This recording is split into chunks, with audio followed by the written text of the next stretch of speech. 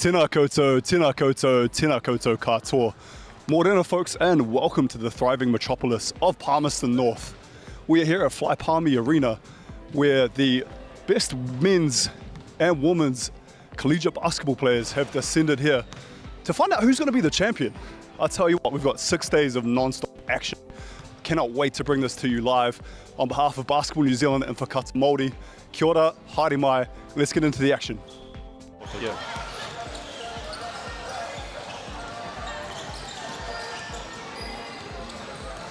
Do I go now? Ka tira kia ora tātou katoa atu i te papai oia. Tēnei te whakataitai āmotu mō ngā kura tuarua o te motu. Nō reira, haere mai rā koutou katoa, e tikāna kia mehia.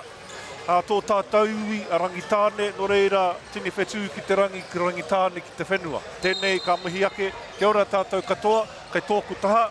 Ko taku hoa, kai whakapāho, ko Josh, tēnā koe Josh. Mihi nui kia koe Zeb. Tēnō miharo ahau i noho ana kei tērā taha, kei tō taha. I tēnei wā, mo te whakataitai ngā kura tuarua o te poi tūkohu. Nō reira, anō tēnei te mihi ki ngā mana whenua tēnei rohi rangitāne, tēnei te mihi ki a koutou. Ka pai, tēnā koe hoa, e tikāna anō hoki ki te mihi. Ki te hunga i tautoko mai, tuatahi ake ki a Whakata Māori, nā rātou tēnei angi tūtangi ho mai, kia whakapāho atu nei ki a koutou o te motu, tēnei whakapāhotanga. Waihoki, ki ngā kai tautoko anō hoki, Bailey's Rental Estate, Celtics, Natera, Apollo Projects anō hoki. Rātou katoa, i tautoko nui mai, kia pua wai ai tēnei kaupapa, e karangātu rā māo ki a koutou i tēnei rā, tēnei kēmu i Wainga Nui, i a rangitoto o Akarana me St Andrews o Tautahi. Ka pai, yeah. Looking forward to this one, Zeb, as we have our champions from St Andrews in our lineup, Hannah Radford, sister Holly Radford, Nadia Detheri, who's from Heretonga originally, Zara Kilndike, Lucy Cuff, Rosie Gaffney, Mia Wilkins, Hayley Stowell, Sophie Shunton, Maya Lavia Martin, and Orly Motley, coached by Adam Morgan and assistant by Dave Emrans. Kia ora. Nō reira, kei te whakawaiwai, whakamahana ngā kōtiro i tēnei wā, i mua i te kokinga o tēnei kēmu, ko te kapa tēnei o rangitoto. Ka pai, no Haiti James, Ellie Parrish, Grace Tully, Corrit. Actually, that one there, a few of those girls are from a different team by the looks. Oh, nera. Yeah, so we do have a different run sheet to the one that's on your page, sorry, whānau. So I have Kairi Rakina, Madison Skelton, Chloe Gillen, Rehara Nui Lee, Kylis Morlow, Peyton Lawrence, Eva Valley, Mila Andrews, Maya Rhodes, Eva Haley, and Zoe Magaira, coached by Brooke Locke. His tōna tāne is Kevin Locke. Oh, ne? Yeah. Ka pai. Kai whakahaere, kai takoro Riki. Ai. O mua, o ngā toa, kaori tēnō toi tēnei toi hoi anō. Kai konei tātou ki te whakanui i tēnei tōna mana. Ai tēnei rā. Tēnei te rā tuatahi e whakapāhu atu nei ki a koutou o te motu. Yeah, really looking forward to this one, whānau.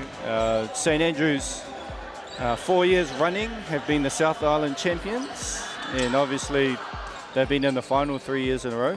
Yet to get over the, the hump of winning the final, but I'm pretty sure Coach Adam Morgan would have his girls prepared. As you already may know, whānau, there are a few girls away in Singapore for the FIBA Under-16 Asia Cup, which 2 of the girls from the St Andrews teams would have been part of that, which are Ava Jones and Maya, I'm pretty sure.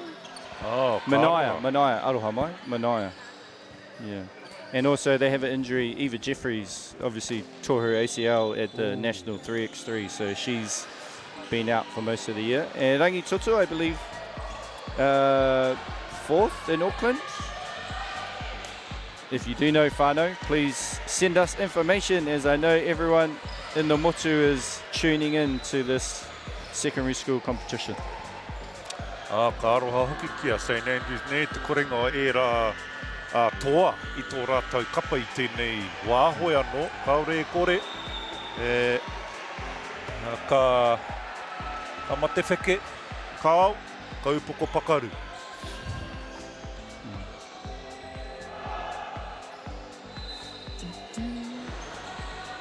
Nō reire whangatonu mai ana kia tangi te wihara, te kaua wao.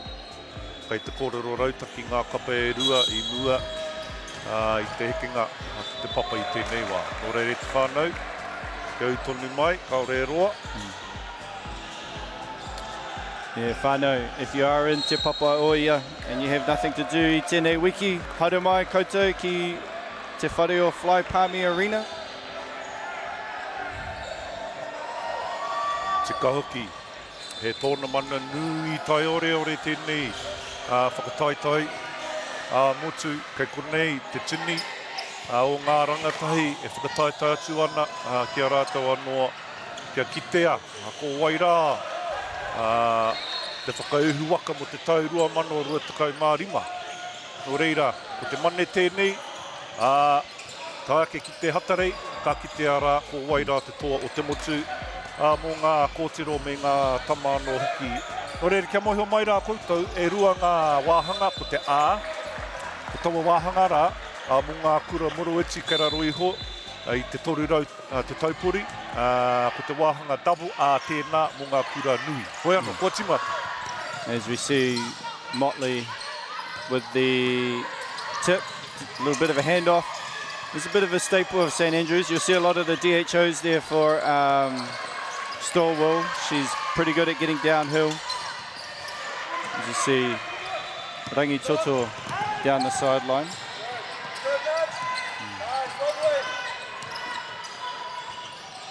E ārai takitahi e ārai ana St Andrews tēnei wā. This hudder from, I think, Hannah Radford. Right, Hannah Radford with the hudder. Would you see St Andrews typically playing a man on or woman on woman defense? Yeah. The typical pressure defensive team, as you see there from Zara, just relentless pressure for 40 minutes is the St Andrews team. Yeah. Oh, ka aroha. As they've had about 3 or 4 opportunities to get layups. Yeah, auware ake hoi anō.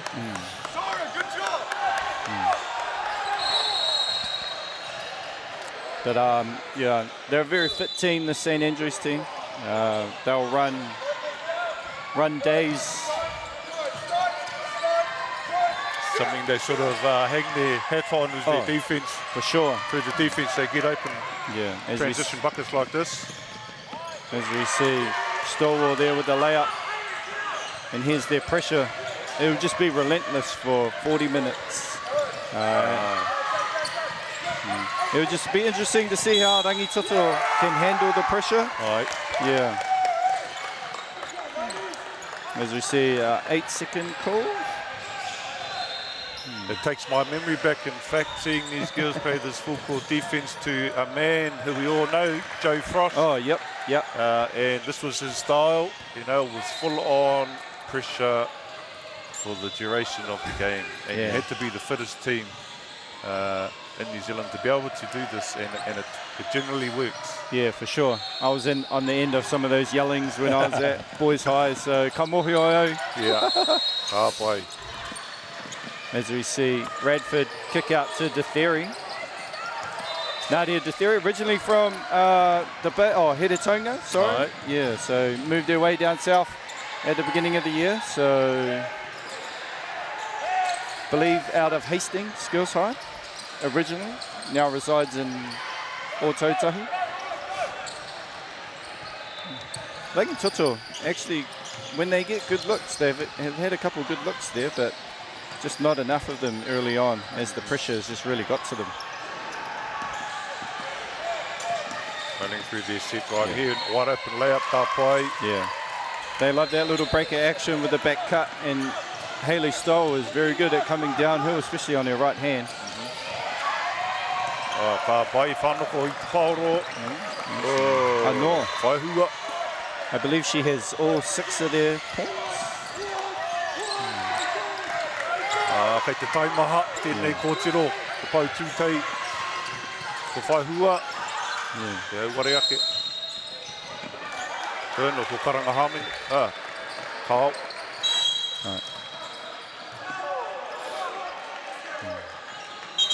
This is what you typically see, you know, when it's the first game of the tournament, they'll come out firing, and they just got to settle into the game and Yeah, for get sure. the composure.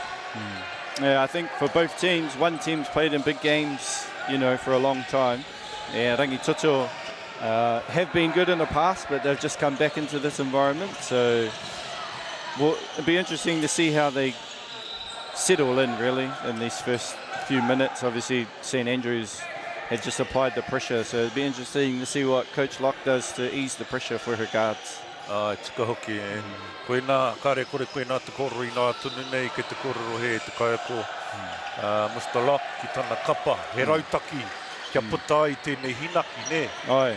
So no doubt he's talking about the strategy of how to get out of this full court pressure. Yeah, there's multiple ways you can do that. Back screens, punch screens as you call them, for the whānau back home.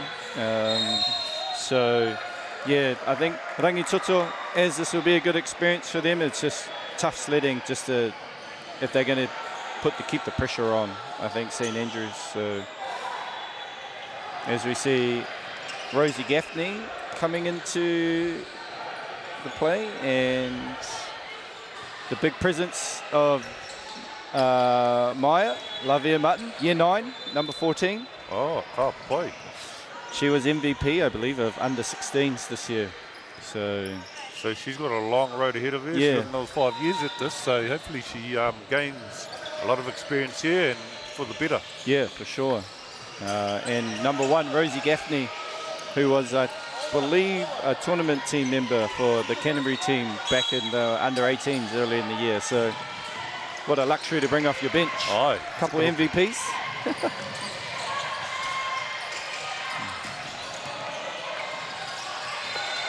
See number 95 there, Vale, blocked by Gaffney. Oh, rawe, karoha. He pai tērā maka. Oh, tēnei kōtero. Yeah, who's that? Mata ururoa. O te hemo tonu atu. Orly Motley just being a pest, as we see Lavia Mutton just taking it away, using those long arms. Ai. Nea te haere. Ka pai. Ka ārai, St Andrews. Just really active hands. There's Aye. the ringer up high. Tika. Yeah.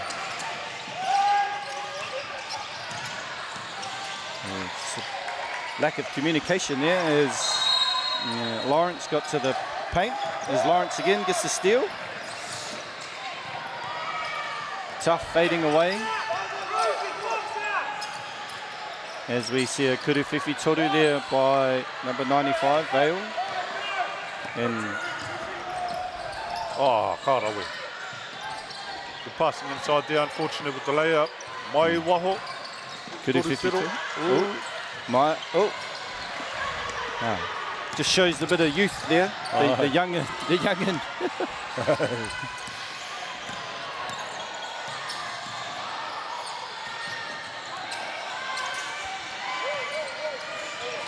And Lawrence again with the drive.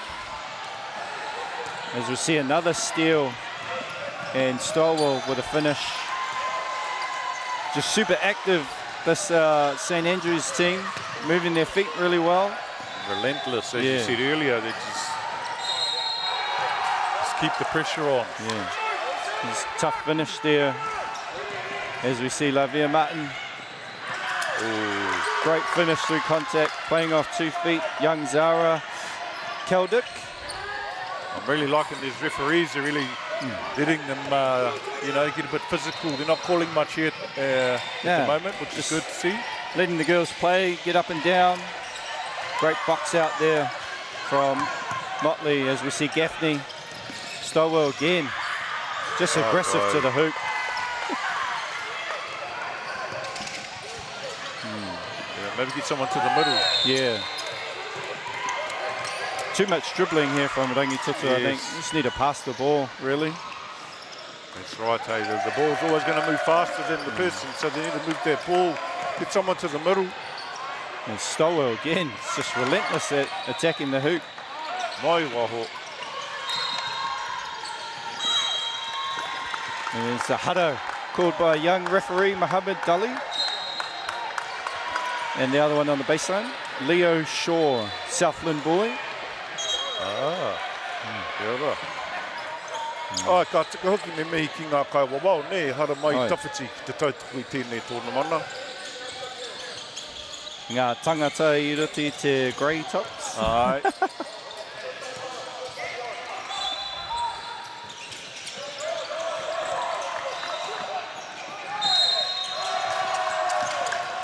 I reira te whakaara hoti rā kāri whakatituki.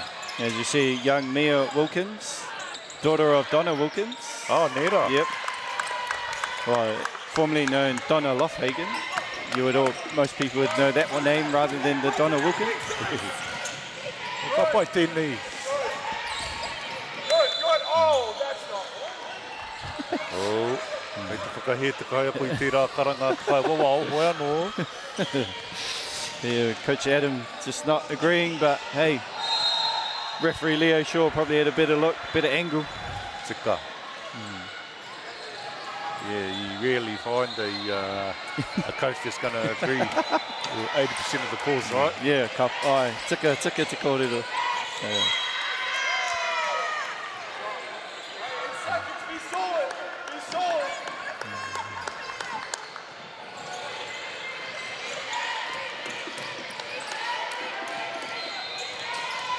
Just still relentless pressure there from Stack, even from the inbound. As we see young Holly Radford, sister of Hannah Radford, and yep.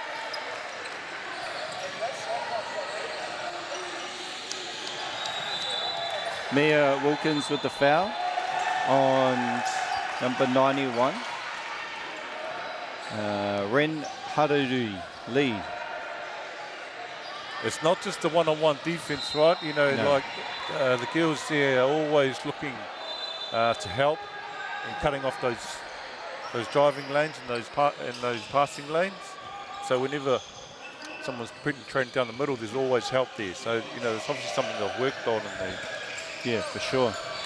As we see Lee get the scoring started for Rangitutu, so they're on the board.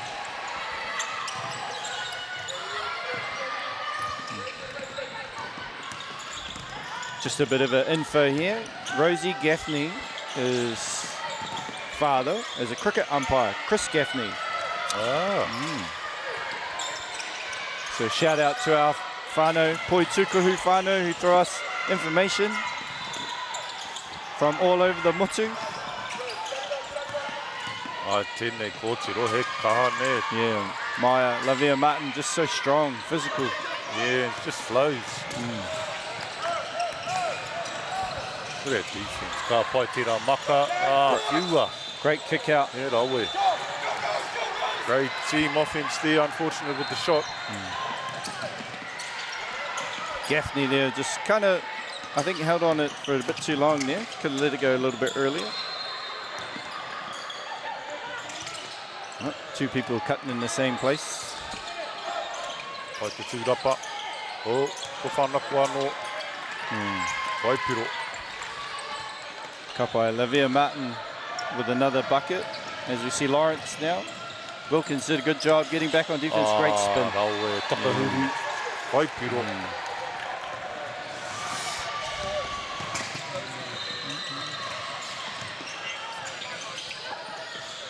He raue.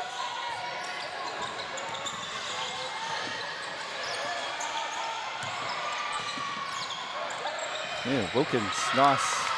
Playing off 2 feet. Ooh, bit of a hikoi. Ai. Ko te pai o St Andrews, kei te kimi hari o rata hoi ngā wā katoa, kei te mahi a kapa, I tēnei taha whaipiro, ki te taha ārai anō hoki e mahi tahi ana. Yeah. Yeah, you just love to see that everyone that's come on for St Andrews run hard. Aye. And that's the key, right? Yep. When they come in, they don't want to drop off from what's been happening. No. You know, when that tends to happen, you get subbed out pretty quickly if you come in with less energy. So these girls are all on page. Yeah, and they're just relentless running, sprinting, you know, and that's how you want to play basketball.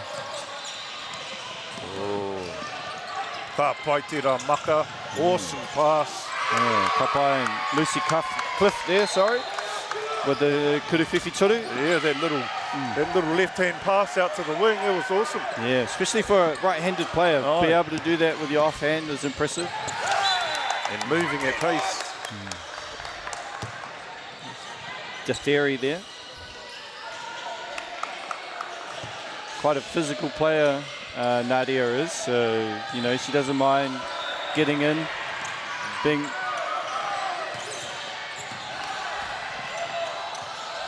Lawrence here, shifts off to number 93, that is Mola, but we have a shot clock violation. Just like we said, relentless pressure, and it's going to keep going for 40 minutes, and it's just non-stop. And this offense is a well-oiled machine. They're all moving into space. Yeah. Here we go. Whanako.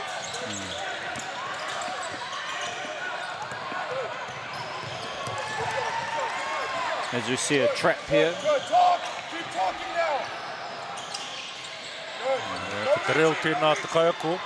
E kōrero ana ki tana kapa me kaha ngā kōtiro ki te kōrero tahi ki a rātou anō, which is an awesome. One shot. Horns. Soft, go to the floor. Horns. Coach Adam there always brings the energy. Yeah, no wonder that's in the kills, eh? Yeah. So they're in their little horn set. This is swing. The theory will come off the screen. Looking downhill. Back cut there. Nice back cut. Unlucky. What a deception.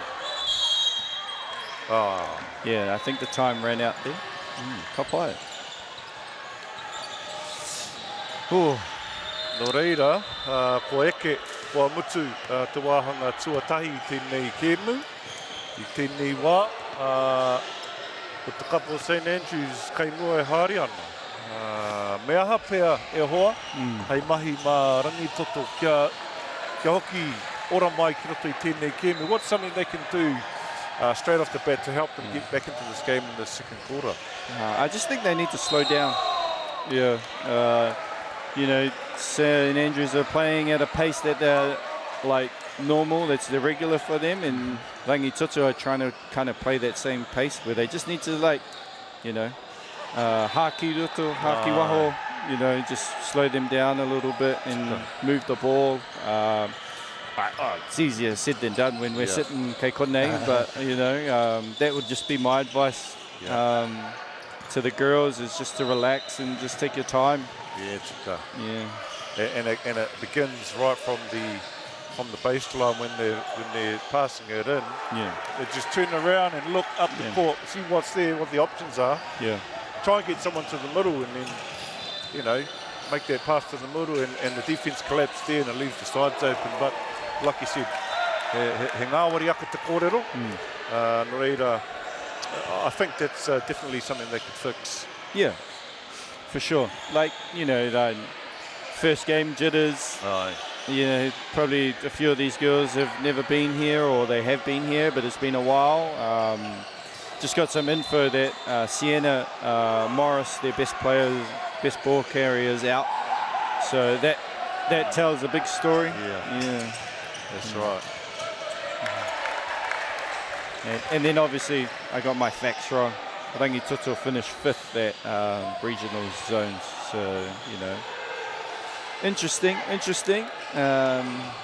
Been impressed obviously with St Andrews, but I'm looking forward to see what Rangitoto come out with in the second period. Like if you're Coach Locke, you just want them to get better.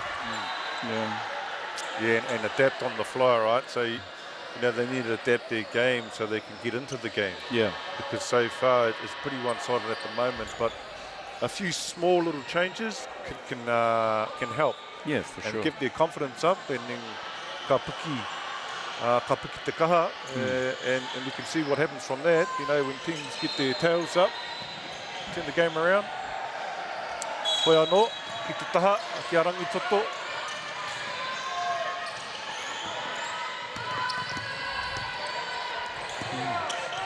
Oh boy, haere tupe tonu atu. Oh boy.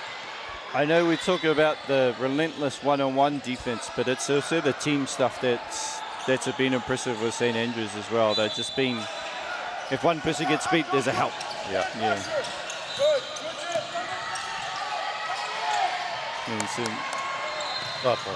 Great wall up there from Hannah Radford, as we see.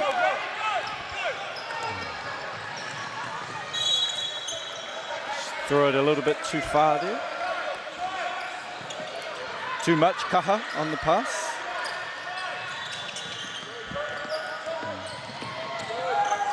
As we just, Lawrence does a better job at like getting through the pressure there. They're taking them out of their offense, eh? Yeah, just like forcing them into places where they're probably not used to. Their pressure's right up at the top of the three-point line, and so they can't get into their offense. And Hayley Stoll's just using her length in those passing lanes, and she's just reading the pass.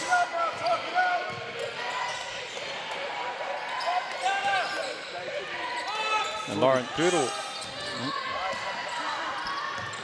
Ka rawe. Ka roha. A little bit fancy with it. As you see Lee here struggling to get it over.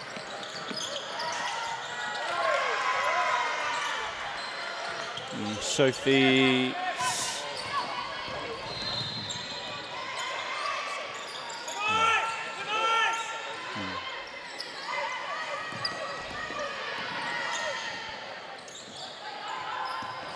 Te kimi whakaro te kapo Rangitoto. Waimare. Mola there with the nice turnaround jumper. Actually been impressed with her in the second quarter early on. She hasn't been afraid to attack the hoop.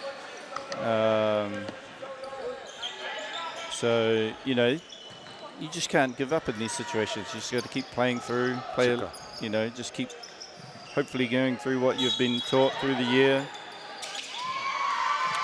Moi ana ngā whakaro te kapo Rangitoto. O whakawhiti mai he kapa hau, toko rima, ka whakawhiti mai ki te kēmu.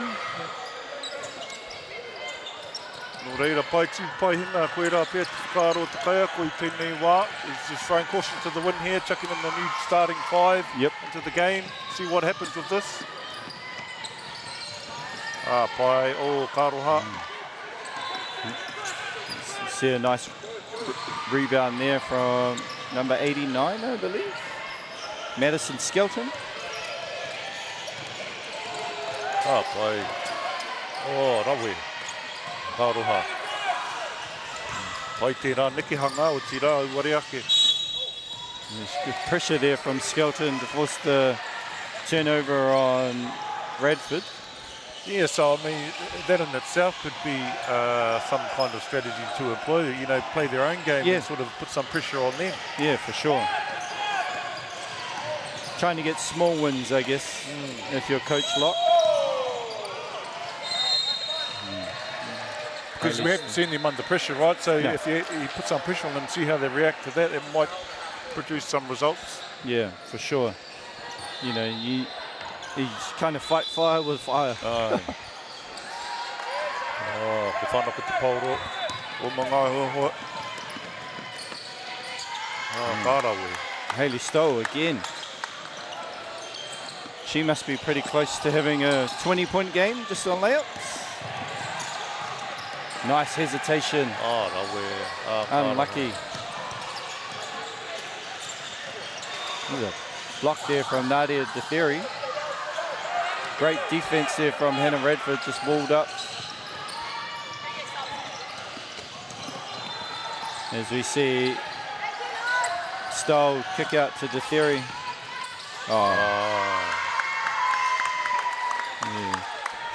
Paira atu te poi tukohu o St Andrews. Ai. Anako. Hata anaru. Ai.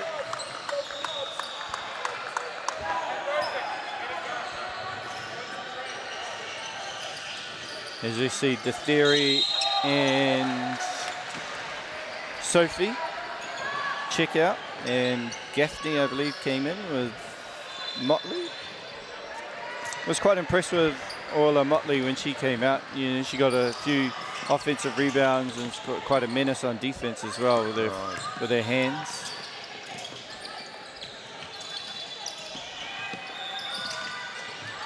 Overloaded there on one side.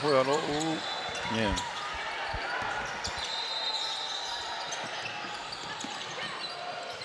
Nice kick out back for Radford. Tika hoki tau e hoa, nice kick out there. They're always looking for each other. When one person gets into the middle, it collapses the defense and they immediately kick it out to an open shot. Yeah. As you see, Lavia Martin check in for Hannah Radford.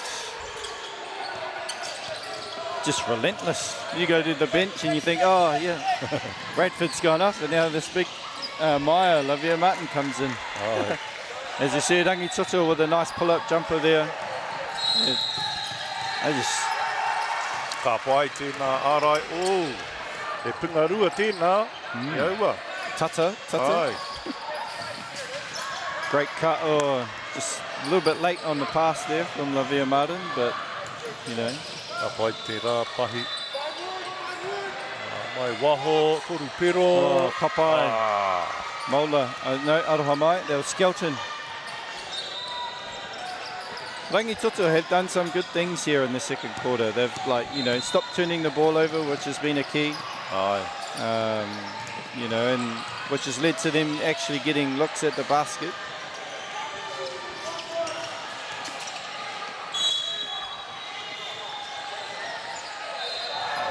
Tukarua no, kei tukuhu mai ki te kēmu. Radford, rau ko Cliff. E putana tērā tukarua. Kelduk. Yeah. Tika. Me tērā atu, karai te mōhio. Radford, the other Radford. Tana, tuakana teina rānei. Yeah,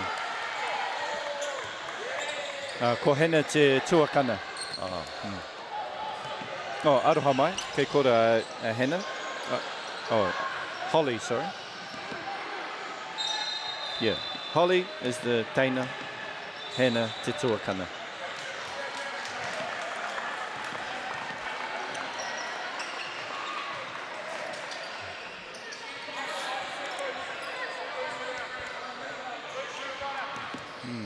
It's a bit of a slow quarter there for St Andrews, I think. Te kauma toru, te pointer. Aye. But there's that girl again, Motley, with another offensive rebound, but then threw the ball away. Tika hoki tae, kua pōturi ngā whai pero, St Andrews, o tira me mihi, ki a Rangi Toto, ngā panonitanga. As we see, Coach Adam will take a timeout here with 4:30 left in the second. Potentially acknowledging something that needs to be changed. That's the timeout call. I think the Rangitoto zone has kind of, stemmed the flowing of the layups for St Andrews. So I think Coach Morgan, good time opportunity just to reset the girls. Been a little bit sloppy this last 3-4 minutes for them, and I actually think Rangitoto, this has been their best patch of basketball in this game. So that's right. So as we know, basketball goes in runs, and at the moment it's in Rangitoto's favour, but it's about trying to have more of those runs than the other team. So this is probably one of the reasons why coach has called a timeout, so his team gets back on the run and continues on.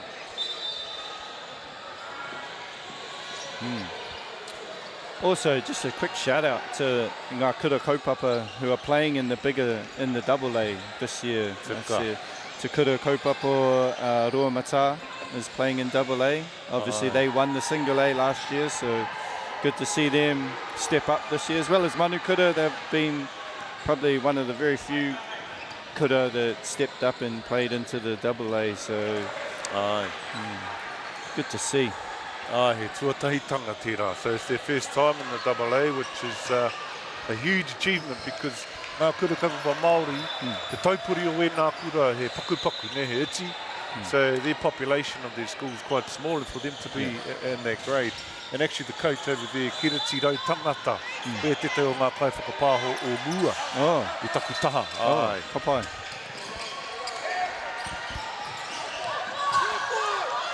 Ai, waho. Hoki mai ana.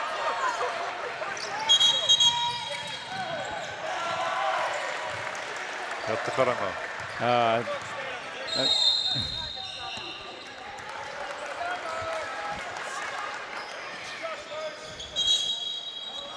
Yeah. There's a shot clock violation. But no sound, eh? No sound. It's not our tech people's fault, Yeah. So it's all right. Unfortunate for Rangitoto. Taking 3 points away. Yeah, they had a good set there, had a good look, and for them there's a booster, but just taken away there. Yes, internal passing from St Andrews is awesome. Getting the ball move. Yep. Bit of inside-out action. Yeah. That's right. The ball never sticks with this team. It's always moving, and it's it begs questions of the defence. They sort of got their head on a swivel, and they're behind the 8 ball. Yeah. And I think if I'm Coach Morgan, I'm probably happy with obviously with the way that they've been playing, but a little bit unhappy because they've missed a few easy ones, missed a few free throws. When you get later in the tournament, those types of situations, they become more and more important, and they become bigger. Exactly, great point there. So we see Skelton. Been impressed with Skelton. She's handled the pressure really well. So yeah, that's right. You can probably almost say that she's been the difference in this quarter around releasing a bit of that pressure that they were feeling in that first quarter. And here we go. Nice move. A hook shot there. Yeah, was able to get to her strong right hand with that spin.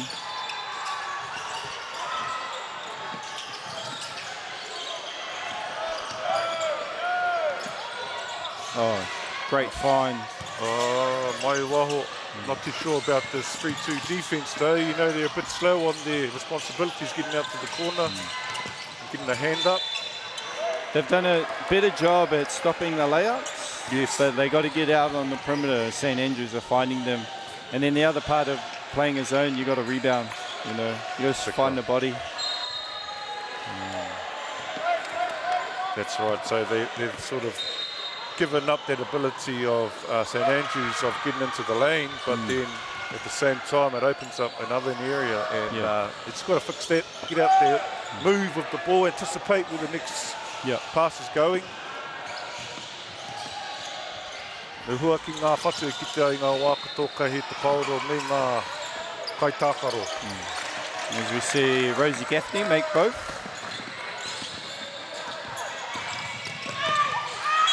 Yeah. 8 seconds. Great defence there, they got them 8 seconds. Yeah. Yeah, I think they need to get the ball into Skelton's hands to handle that pressure, because she's probably been the best one to handle it throughout the game. Yes, tika.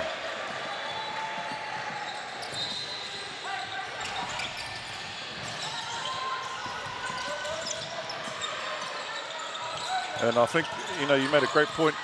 And I think sometimes the better teams make those self-regulations. Sometimes they don't need the coach to tell them. Yeah. You know, they make the decisions on the fly and what's been working and what hasn't. And they need to go back to getting it to Skelton, because she's proven that she can get the ball over. Yeah. Yeah, and once she does get it over, she's been a bit of a handful for St Andrews, as we see. Paroha. Just giving it to her in bad spots. Yes. Yeah. The other thing there, they just need to get down. The two haven't got the ball now. Just get out the way, or set a screen. Yeah. Yeah. That's better. Handled the pressure. Andrews. Pressured up by Detheri. Okay, te tū noiho nei ngā kōtero o rangi toto kei te mātakitaki. So they're just standing around watching at the moment. No real movement, but look at this. Nice layup te o kāroha.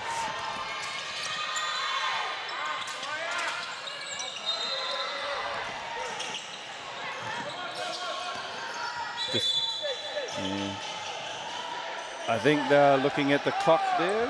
Reset 14 maybe? Yes. Yeah. Oh, 13. Offensive rebound. 8 seconds. Ai, so kia mohe mai koutou te kāinga mea ka tukuna te pauro ka pā ki te tūkohu. The shot clock should be reset and it goes back to 14 seconds. Yeah, nice move there from Gaffney. Nice little floater.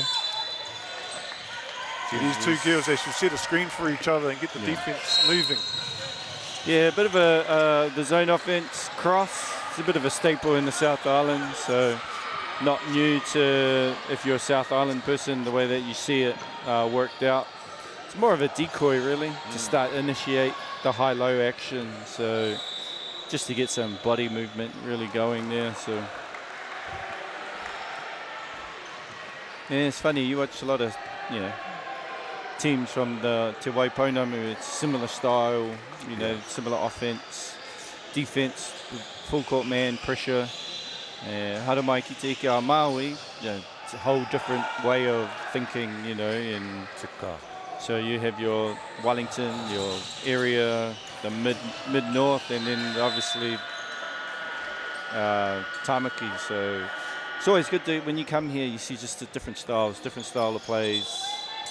You know, and it's always fun coming here to see, you know, other people that you haven't seen you don't normally see during the year either. That's right. Once a year kind of thing. Yeah, it's a bit of a reunion of sorts. Ka ki te kanahi ka roe kore ki te ana, no reira ka hoki ngā mahara. So when I first saw Josh, you know, I know his parents, well, I know of them, because they had a lot to do with basketball in this area. And straight away my mind went back when I was a young person and always seeing them around basketball in Palmerston North. And Josh when he was young. Yep. Yeah, I remember getting told off from Pat Larson, Darren Larson's mum, running around as a child. Yes. Rawe, some great teamwork. Unfortunately about the finish. And there's that girl again. Yeah, she's all Motley is just everywhere right now. And Detheri, nice strong take to the tapa to draw the hudder.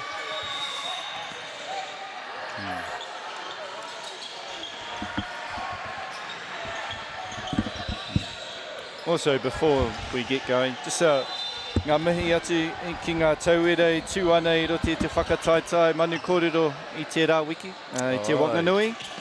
So, you know, knew a couple tauira, one actually playing in this tournament for Christ College, Ihaka Kate.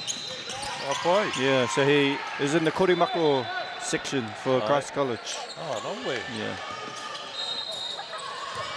So not just the keen interest of Poi Tukuhu, you know, obviously Te Wiki o Te Reo Māori, Te Rā Wiki as well. So it's been a bit of a big few weeks for a few of these tauira. Ai.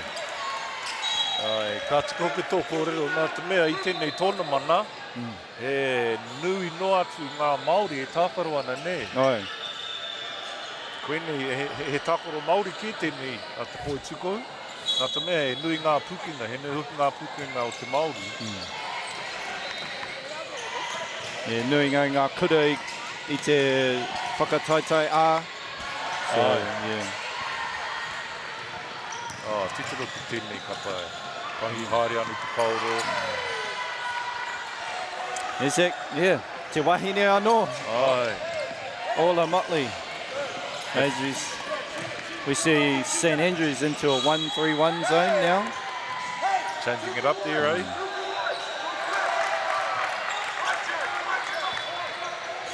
So got a bit of a blackjack going here. I don't know if you can hear Whānau, but Adam is very animated on the sideline. So he's looking for a 2-for-1. Probably a little bit late on the 2-for-1 there. Yeah. But you wouldn't be a basketball coach if you weren't animated. Yeah. Oh, you know, there's different styles. So I don't know what your style is like as a coach, but a lot of coaches really get into it, don't they? Yeah, I'm more of a calm, cool, collected. Don't get too excited. Don't get too... Oh yeah, well, a little bit rere at times. Nā te mea ngā kaitākaro o taringa maro. Te kahoki. Engari, ko ngā kōtero, koe rā te pai o ngā kōtero, ka whakaro. Ai. Ko ngā tama. Ai. Oh, way to break the press there from Rangitoto. Because sometimes, you know, the boys can get away with it because you're a bit more athletic. Yeah. But the girl, he tino whakarongo. Nā te mea, he rautaki tira. As we see Rosie Gaffney finishing the half with a layup, and St Andrews go into the major break up. Rima tekau mā ono ki te tekau mā rua. So we'll be right back, whānau.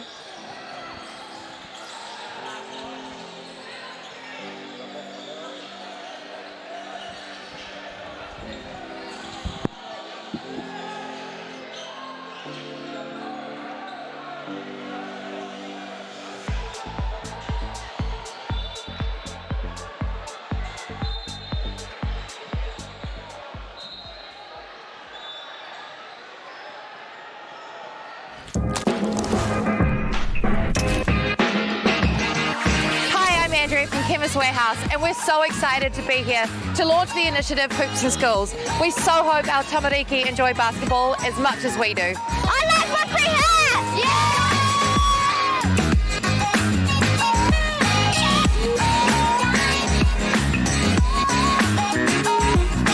Hi, my name is Riley, and I like these hoops because it's a great opportunity for us to learn how to play basketball.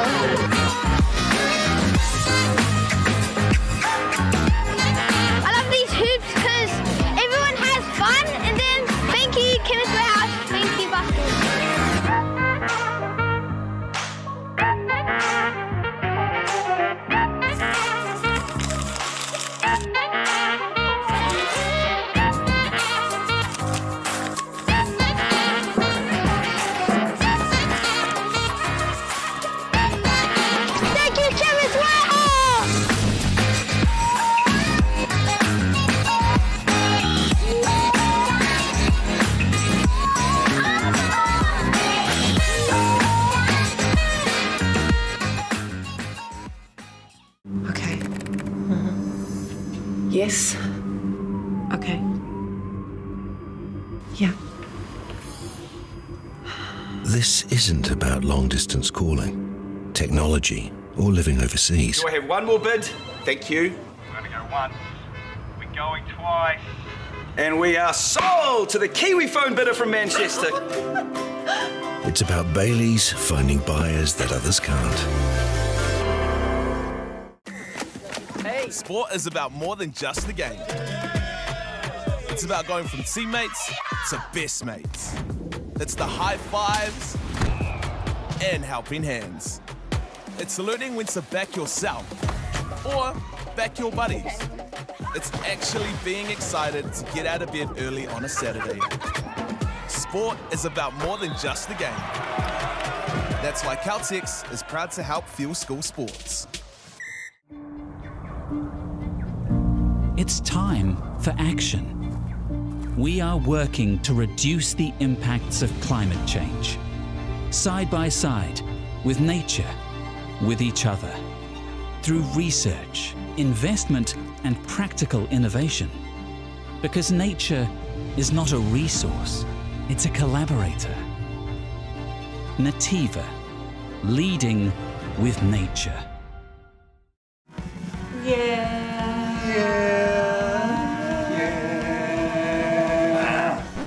Why are you ruining it for, Joe? Hurry up, come back. No, just because you're not tall enough to get on the top.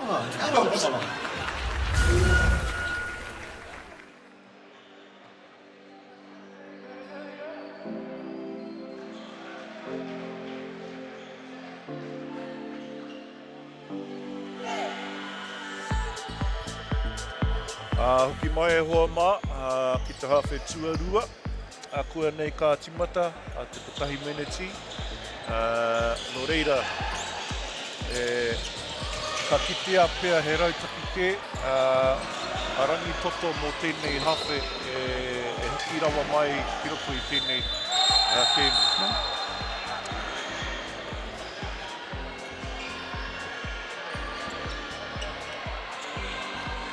Sorry, I'm just seeing our point scorers. So Hannah Stoll, she has 16 for St Andrews.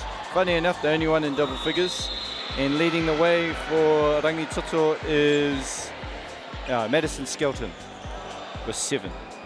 So a bunch of 6s and 4s there as well for St Andrews. Cup high. Great sign of a good team, right? They spread the load, so they might be up by a bunch, but you know, everyone's participating, everyone's scoring. Yeah. Cup high. Whānau, rā tuatahi. Second round of games. If you haven't already checked the results, there's been a couple upset, or I wouldn't say upset, Aquinas beating Dilworth, the Auckland champs, earlier in the day. And then obviously, I think the other game I saw was Christ College Nelson, the one before this. So Nelson College losing that one, sorry, to Christ. So anything can happen. That's right, at this tournament. Who wants it the most? Sometimes X's and O's don't always get you there. No. Yeah, it's a great take there from Kildick, drawing the header on number 89, Madison Skelton, who, like we said, has probably been Rangitoto's best today. Great screen. Mila Andrews there commits the header on Stowell. When I saw that unfolding straight away, I thought back to Joe Frost telling me, yelling at me, see the man and the ball all the time. Yeah. And that's something you really need to do. So you see where the ball is, you point the fingers. Yep. Pistol Pete, they call it. Yeah. One finger at the ball and one finger at the person you're guarding. Yeah, you've got to get your guns out. That's right. I bet you there was some colourful language in there as well. I'll tell you what, you know all right.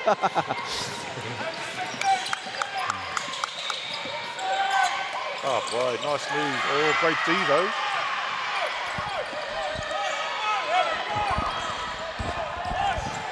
As you see, St Andrews Kildick saves it with a behind the head pass.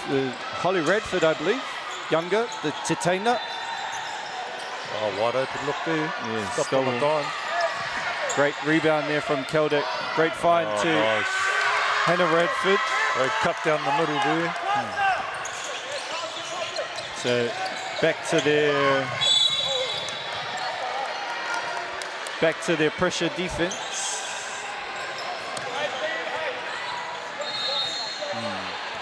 Tough situations here. You're up big.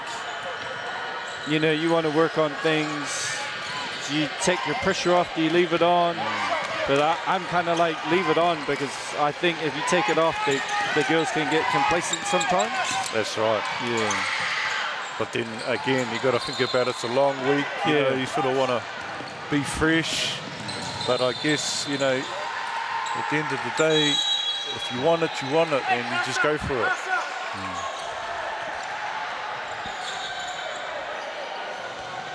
Just all out relentless pressure. As we see a bit of a diamond press here. 1-2, 1-1 from St. Andrews. So they are trying things.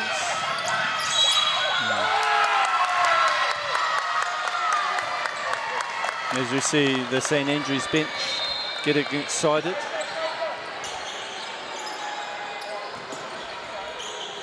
Kua no tengo te rā kōtiro nama waru te kai mai o tēnei kōtiro. Waru te kai, Skelton, Madison Skelton. Yes. Yeah. No reira me kāia ki te tiki te pauro, ka pinga. Mai tēnei tāku te rā taha, you know, and that press that they're running at the moment, as you said, it's a diamond press. Yeah. It's got to beat that first person, and she can do that, and then you'll draw the next people, and then you look for the open person from there. Easy said than done, but... Oh, no call there, yes.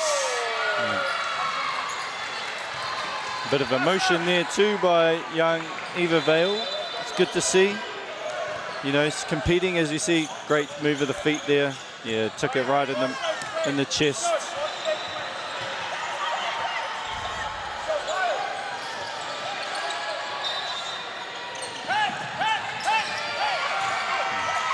As you see this trap there from St. Andrews.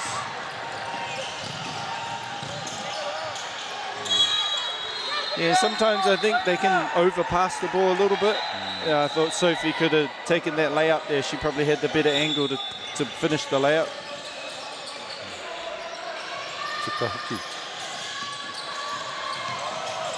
As you see, I believe that's Holly Radford. Oh, it's Sister Hannah getting in there.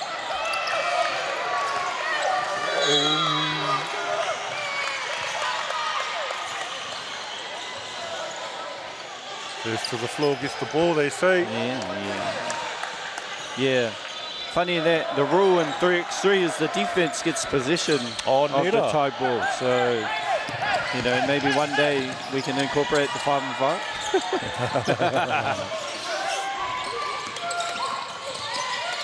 Nice. Drew the foul there. So it should be going to the line. Yeah, great move there from Eva Vale.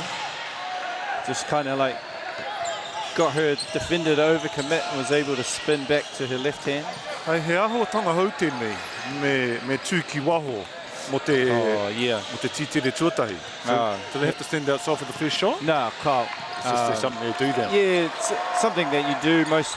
If you got 2 shots, as coach, you're talking to your kai tākoro, hui I roto, talk about what's going on. It's almost like a mini timeout.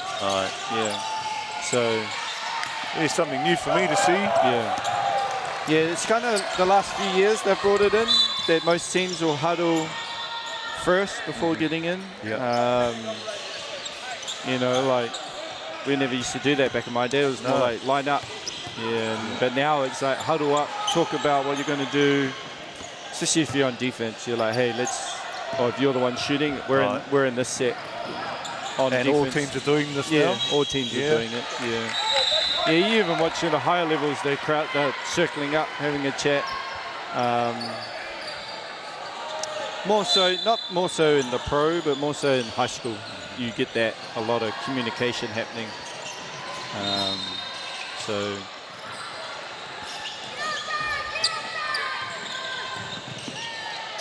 that's it. Rangitoto just need to keep it in the middle of the floor when they're up against that press. Nice kick out. Karoha. Done well on that one until the end. Wide open.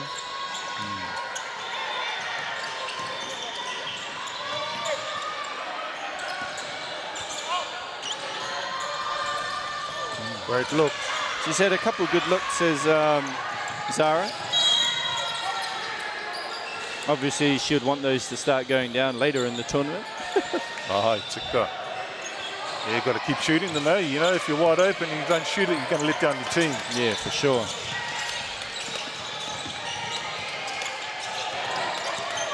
Oh, nice steal there. Yeah, there's Cliff.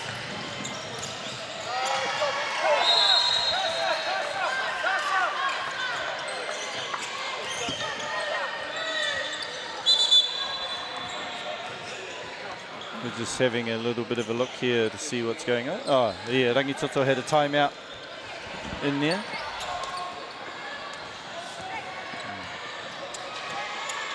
Yeah, stop the bleeding here. They're going to probably talk about how they're going to break this press again. It's a different looking one than what they did in the first half. Yeah, I thought they did a good job there when they kept it in the middle of the floor, got on the sideline. I like where girls tend to overpass a little bit, and what they did just then, and they had a turnover. But I did like the look of what they did just before, so hopefully they can keep that up, just to ease the pressure.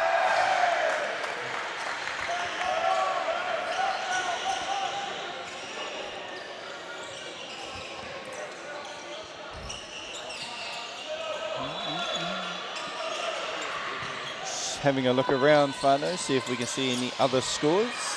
Obviously, as you know, we do have 3 courts recorded, or live stream this year. Court 3, which is Itene Courti. Right. Yep. Right. Court 4, and obviously our show court. Palmy Fly Arena, they call that one. Koira, ai ngā rao mua I ki ai ko te Rainbow Stadium. Ne. ai, tika. Me ki rā ko te whareha kina nā Stan Hill I hanga. Ne, tērā momo tangata, Tyrone Brown, Stacey Lambert. Yep. Johnny Southey. Ai. Yep. Takaro tahi ai me Johnny Te Haikura. Yep. Ai. Yeah. Ooh. Kent Mori? Ai. Yeah. Tika. Yeah, nice. Way to break it. Good. Ai, great. Oh, just a little bit too hard on the layup, but great work there by Rangitoto to break the press. So yeah, they really found a result in their timeout. Unfortunate with the finish there. Yeah. But at least they know how to beat it. Yes. Look up, look up. Iko tākatau. Back. Oh, nice. There we go. Ooh. Just after this timeout, they're looking like a different team. They can, hopefully they can keep this up. Oh, maybe she'd taken a fall there. Might have been an offensive. Yeah. Yeah, Zara Keldick didn't look like she was going to shoot it then. Just looking past all the way, so Kane could have just walled up there.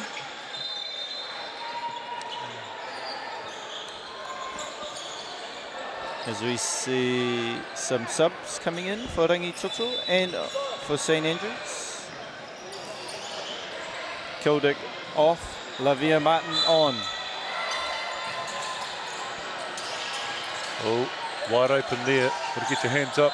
Whakatū ngā ringa ringa. Hea te mate i konei. Yeah, I'm just throwing it up there for her. Yeah, aye. Whio kei kora. Whio ki te rangi ne. Is Rangitoto in the bonus, and Lavia Martin will have her kuru tautukus. Short on the first. No reira mo te hunga kei te kāinga ko tēnei mea ko te bonus e mea ana e te waka hāmene tērā tīma ka haere tōtuka atu ki te rārangi wātea, the free throw line, and this is what we're seeing happening right now. So every time the team Rangitoto fouls the other team, they go straight to the line and get free throws.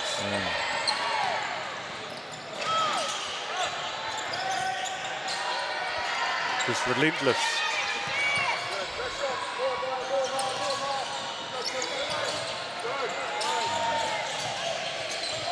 So we're probably going to see more bench time now for the St Andrews ladies, and give these starters a bit of a rest.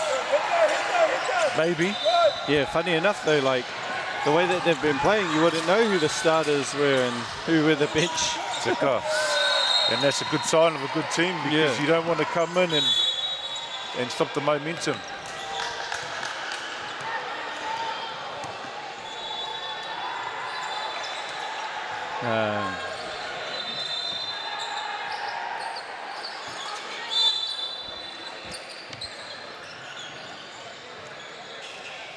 Whangatonu ana kia hoki mai te tahi kōtero ki te kēmu. Maya Rhodes. Alright.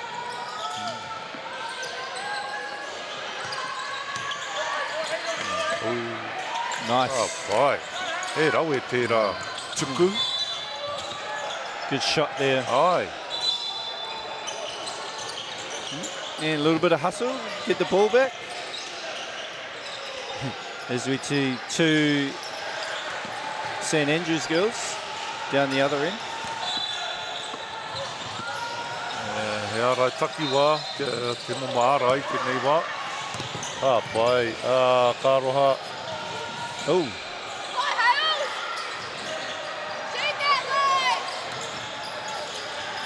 Great inside passing, unfortunately. Gets the rebound, puts it back. Yeah, Lavia Martin just a little bit too big down there. And Radford with the steal. Wilkins. Oh, great steal there from Vale. Read that like a book. Tuka. Oh, nice. Nice. Oh, unlucky. Would have been, sorry. No. Nice little slow step there. Pinot step, they call it. Oh, yeah. Yeah. So you've got a new name for it, or was that always the name? Nah, it's like a funny.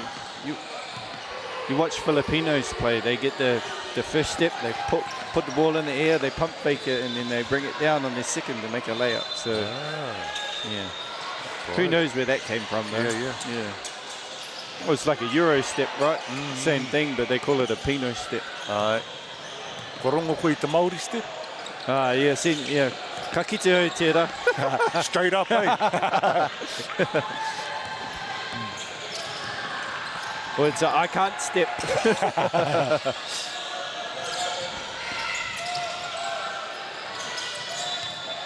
Oh, nice little pull up there. Unfortunate result. Yeah, this young Maya Wilkins. Year 9 as well. So she's going to be around for the next 5 years. Yeah. Shout out to brother Coop. I know he'll be watching.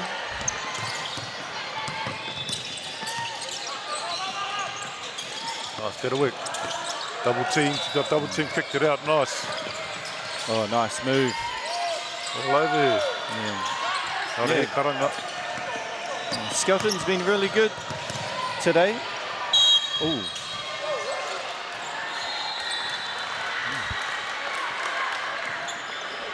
Karau te mohi o hea te karanga. I think he called out. Stepped out of bounds. Yeah. Adam looks a bit bemused, so he had to go with that one. Yeah. He's really not going to complain when he's up this much, right? Yeah, no.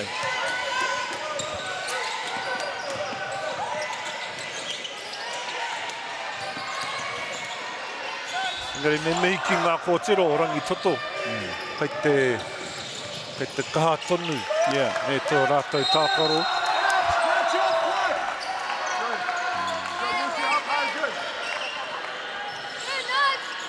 Yeah, even though I think St Andrews, have been good offensively, but I think the most impressive thing is 14 points. Defensively, they've just been relentless. Bear in mind, the Rangitoto have had good looks, but I think because of the constant pressure, the good looks turn into tired looks. Yeah. But they're still working hard, which is good to see. Oh, great. Nice cut. Yeah. Earned their way to the free throw line, did young Madison Skelton. Yeah, but a lot of work doing that, eh? Like, just takes it out of you. Oh, There's not a lot of movement happening, and she's just creating something out of nothing and using a lot of energy while doing so.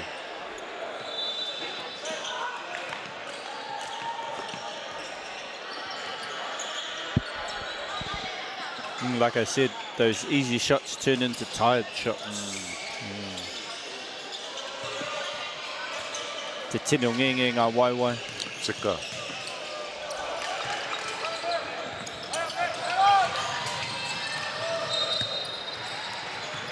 Great pass. It almost seems to me like a planned move. Yeah.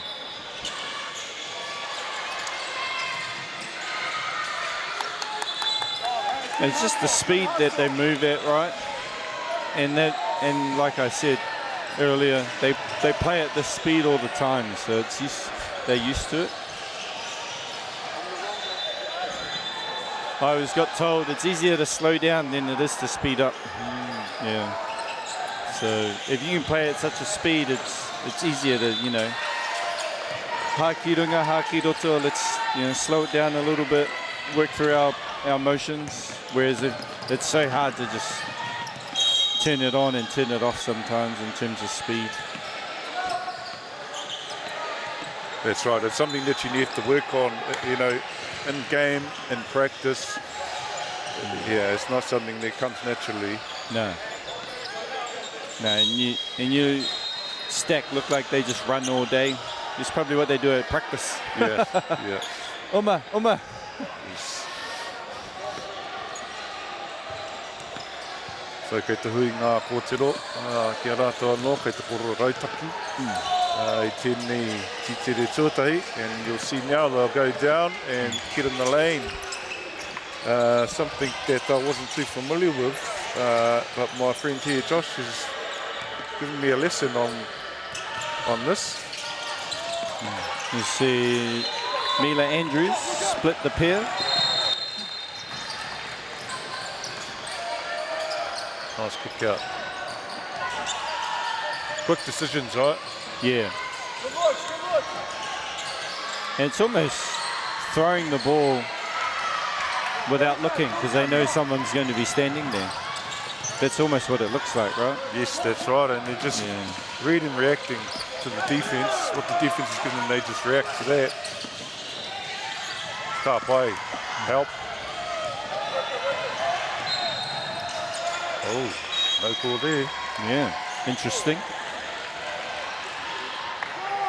I think for Gaffney though, playing off 2 feet, maybe like a jump stop or something there, just kind of got bumped off her line, so.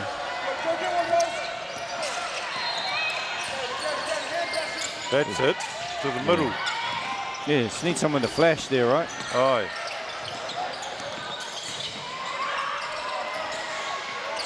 Nice pass, have a look. Lawrence, great ball up there from Bradford. Gaffney with a rebound. Oh, look at that. Good find. Just kind of knew where she was on the court. Knew she had a runner behind her.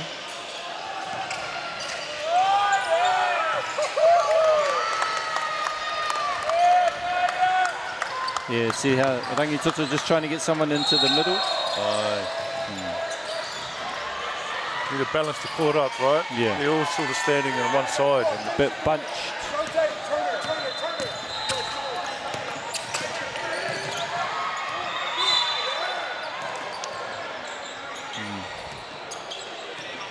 You might have heard the coach there, Morgan, talking about turn her. Yeah. So she's dribbling and he wants her to turn her around, and if she turns around, there's going to be a defender right there to steal the ball. Hey, Maya did all that hard work, just didn't need to reach there, right? Had Rosie Gaffney coming to help out, and they had her trapped. So, you know, just a youth thing, I guess. You know, as we see Coach Morgan there on the screen, pondering what he wants to do next. Thinking about maybe rotating some of the girls, as we see Peyton Lawrence on the foul line. Makes both.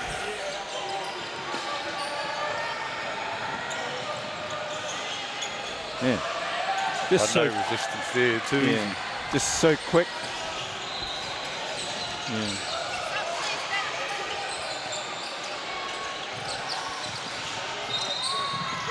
As you see, another turnover there.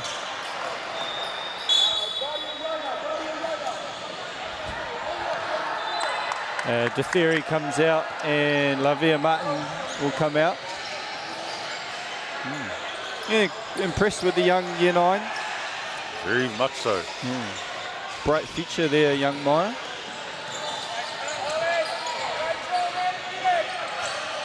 See young Holly Redford, Tetaina.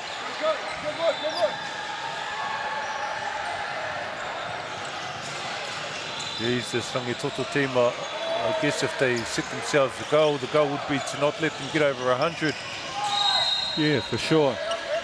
There would be...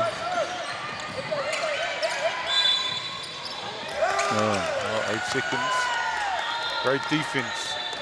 Been relentless, like we've been saying. It's just like, it's never ending. No, it's just one after the other, wave after wave for St Andrews. Yeah, the All Blacks will probably take a page out of this book, yeah, right? yes. I must say, on the topic of Te Whatu Poro, the makeup of that South African team was a lot different than in the past, especially their backline. Aye. Explosive. It looked like us when we were like counter-attacking. That's what that looked like. Yes, I think we need some new ideas. Yeah. We used to lead in that space in terms of being innovative, and it's sort of a bit dry in that space at the moment, so it's going to be interesting the coming next games. Is that Australia? Yeah. All we do is whana te poro. Yeah.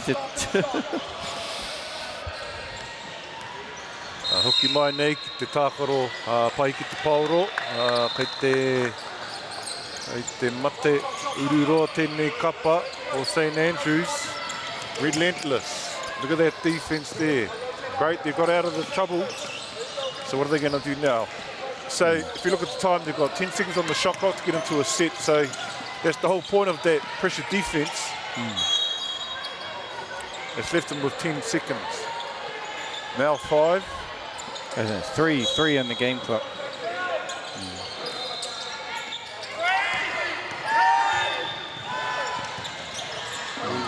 Tata. All right, whānau, end of the third. Moving into the fourth with Hato Anuru up, Whitu Tekoma Waru ki te, Tekoma Whitu. So 78-17 for St Andrews over Rangitoto.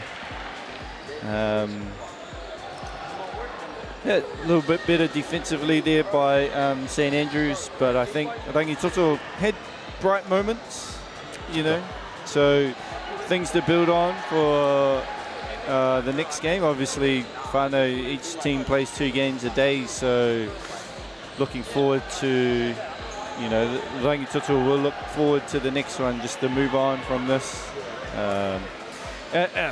To be fair, it's always tough playing a team that you know are very good and they've been in the final the last 3 years, so you just kind of like, hopefully your girls can build and gain confidence.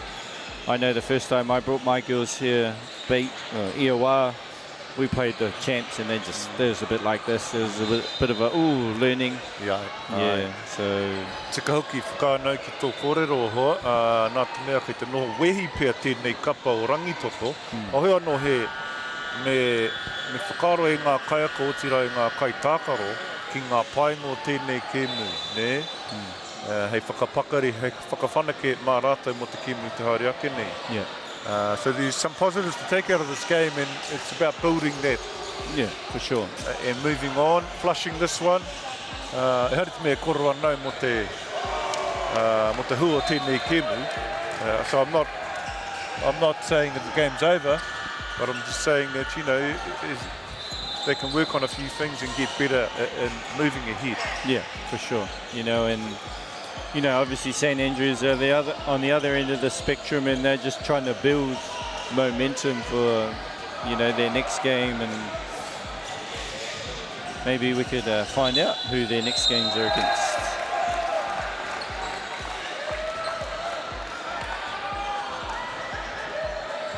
Kei te kete atu au I te hunga mā takitaki, kei te whakairi ngā whakāhua o ngā kōtero nei, tino tautoko ana I tō rātou kapa.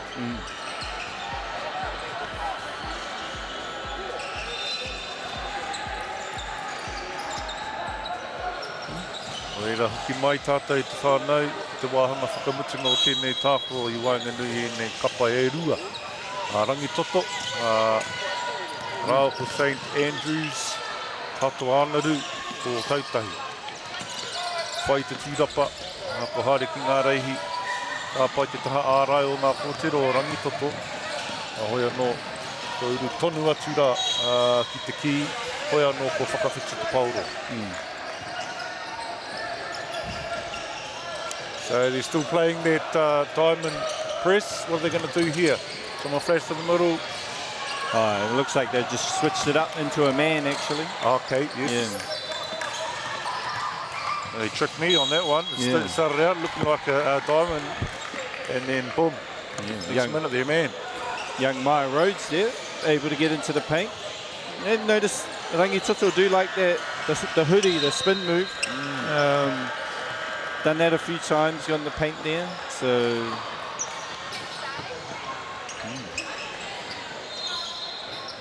following on from this one, you're in this court. Yeah, right? I'm stay here. here. Yeah. Billy Rangiora High School. Ai ki Francis Douglas. Yes. O Taranaki.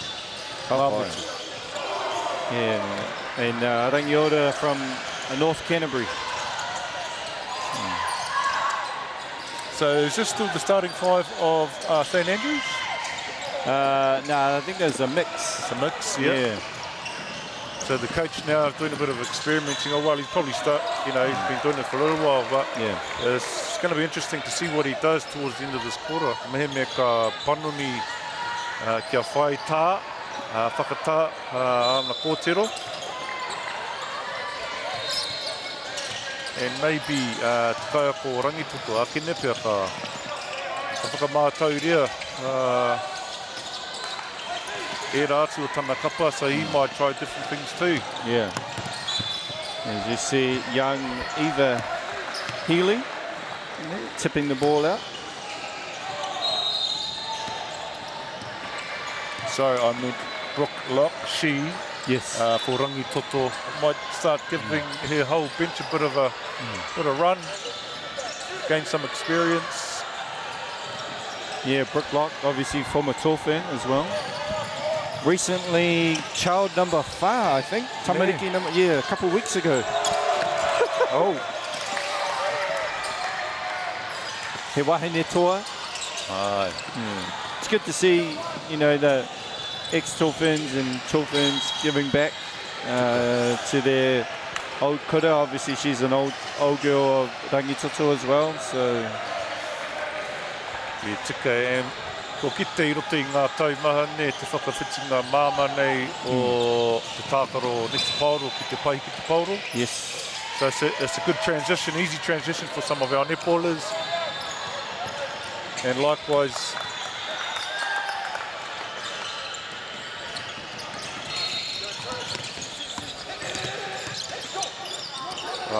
see, that's what you do. You draw in their second defender as soon as they come in.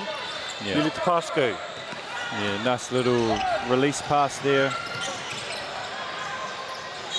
Yeah, Gaffney just forcing that pass a little bit there. Just didn't need to throw that. Probably could have just kept dribbling.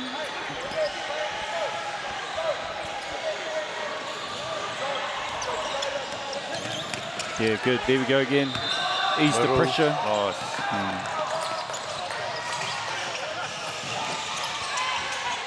Skelton here. Kura whiwhi toru. Yeah, a little bit short.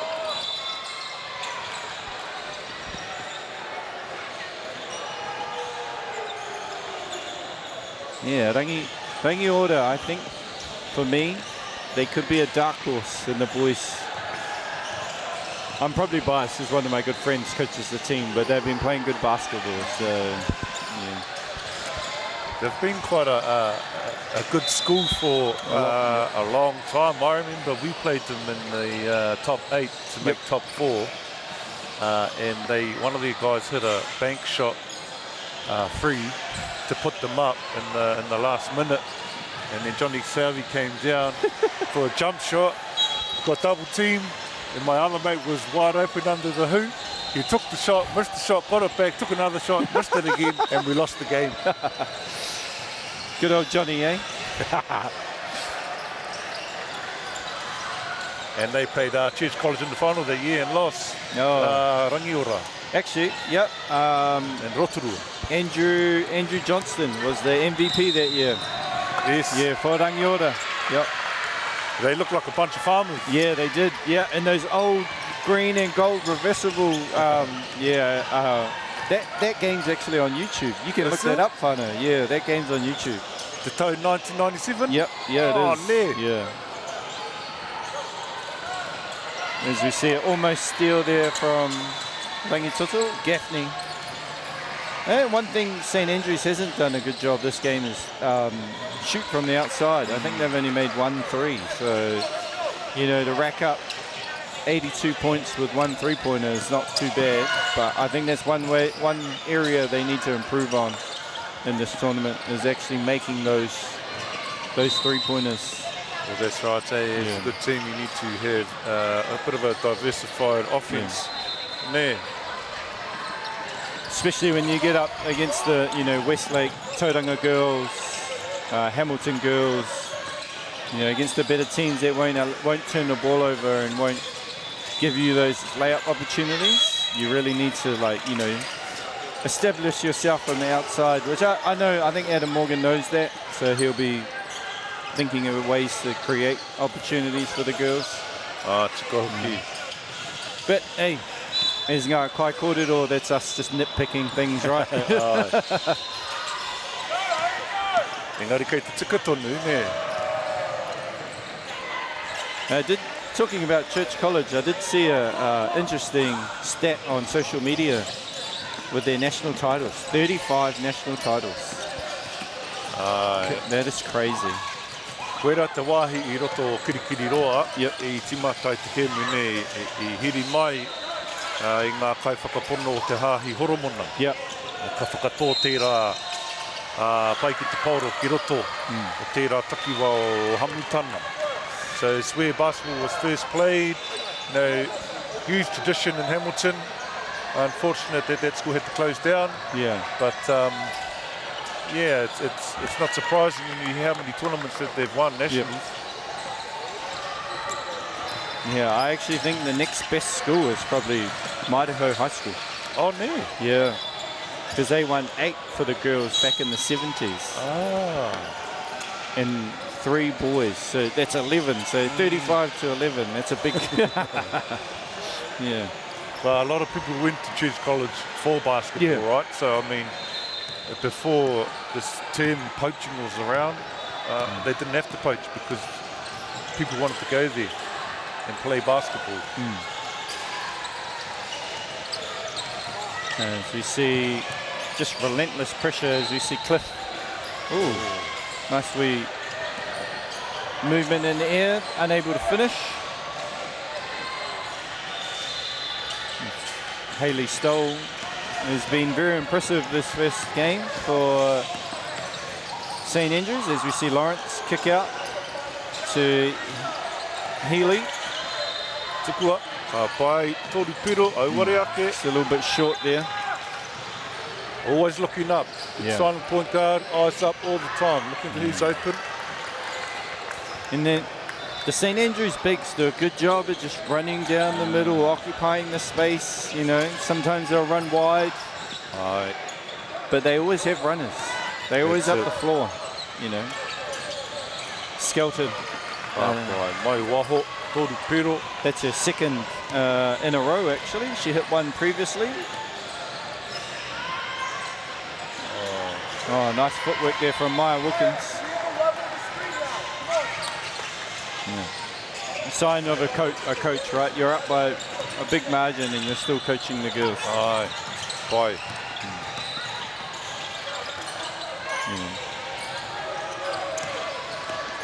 Pai titiro ki tira ārai. Moving her feet. Look at that defense. Scotty Pippen. Unfortunate there. Bumped her in the end, but played awesome defense right up to the end there, moving those feet.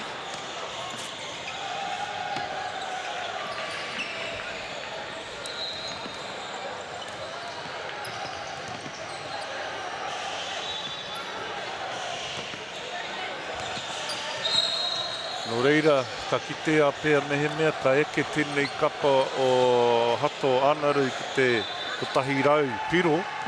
Mehe mea, ko au kei roto i te kapa o rangitoto, kore ai whakaiki a eke ki tērā. Nui. Rano, ka kitea a ko ake nei. De Theory is always looking to throw the ball, as we see. Oh, Lavia Martin. One more, nice. Yeah, just a little bit handsy there from Rangitoto. As the ball moves so quick for St Andrews, and their relocation of their players as well is very fast, so they're able to play at that speed. And we saw there, De Ferry had the ball, she received the ball, she could have taken the drive, but she made an extra pass. One more, go yourself.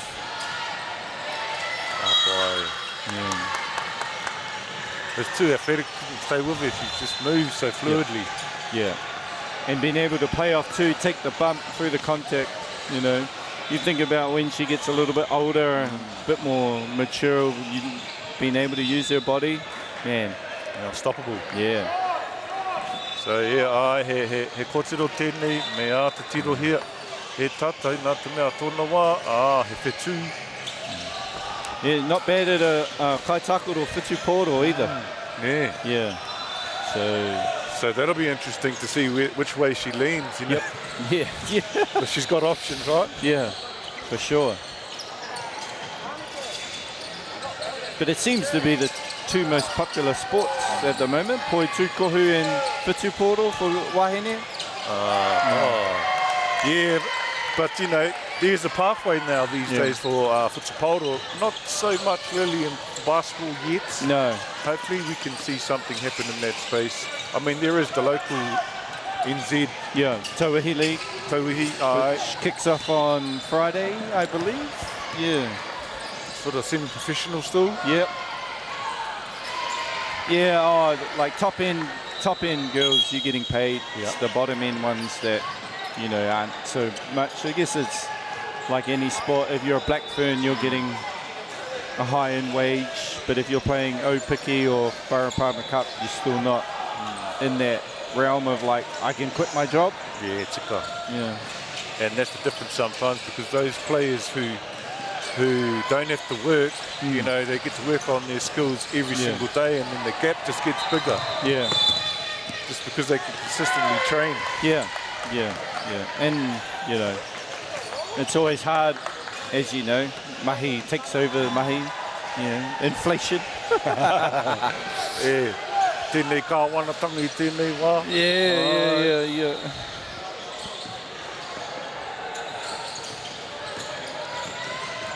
E rua pero kei te toi ke eki ki te tahirau pero. O wai ka hua, watu. I really like the look of number 93 too. Early she was not too bad. You know, he hasn't got opportunities.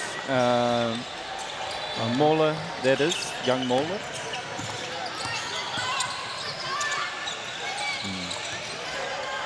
Yeah, Lawrence here gets around Wilkins. Nice find. Yeah, nice find. Number 99, Zoe Mangiera. Tips. It's good to see Rangitoto still playing to the end though, right? Yeah, they're all hustle. They haven't given up. Like, they've done it real tough for most of the game, but they, you know, they haven't put their heads down. It hasn't been like, oh, we're just giving up. And they'll be better for it moving forward. And, you know, they're a young team, so, you know, the more they stay around, the better for them.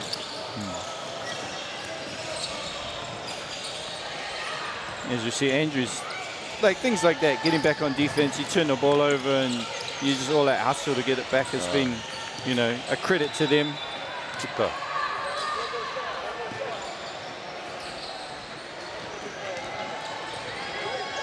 As you see, Lucy Cliff there finishing it off. I think that might do it.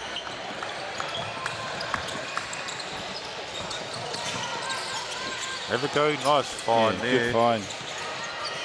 Use the body, ka pai tukua, nice. Andrews, oh, unlucky. And they'll just dribble it out. Ka pai, no reira e te iwi mātaki mai tēnei kemu tēnei rā, e mihi ana ki a koutou tira ngā kai tautoko. I whai wai ai tēnei whakapāhotanga ki a koutou. No reira i tamotu tēnā koutou, huri noa, kia ora tātou katoa.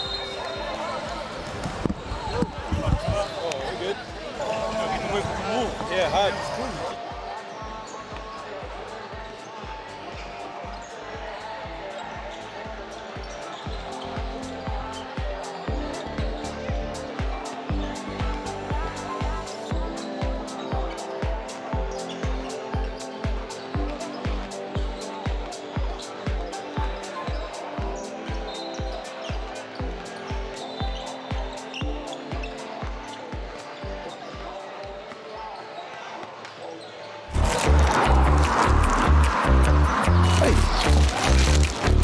What's going on over here?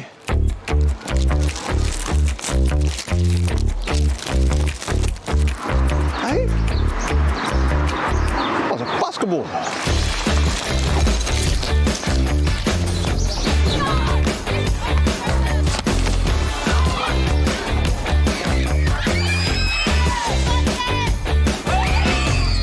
The maunga is smiling down on us here in Taranaki. We're here, Hoops in Schools, Basketball New Zealand. We've bought some hoops and it's great. Taranaki is going to be the next baller capital of Aotearoa. Man, we've got Corey Webster, we've got Brooke Locke, Tall Blacks, Tall Ferns. Let's get it. Let's see these kids, eh?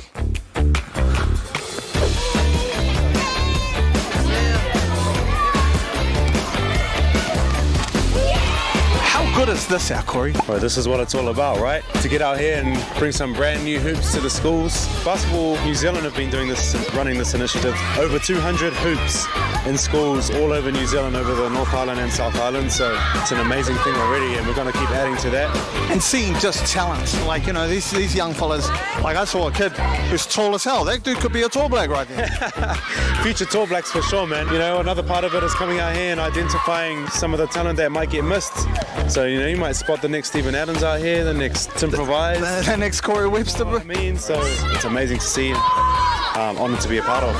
Good work, good work. All right, now we're going to... Could you remember growing up and like that moment when you're like, oh man, I could be a basketball player? I still remember this day in primary school, and it was always me and another girl versing all the boys, and just the fun that it brought me. And ever since then, I just kept playing and grew to love the sport. It must be cool to give that back, you know? It was pretty cool. I loved seeing all the smiles on all these kids' faces, and that's the most important thing, when all the kids are happy. And oh yeah, the growth in girls' sport and in basketball, it's amazing. I'm always promoting girls to keep playing basketball, and so much opportunities now. So yeah, I always like, come on girls, you can get to the top as well.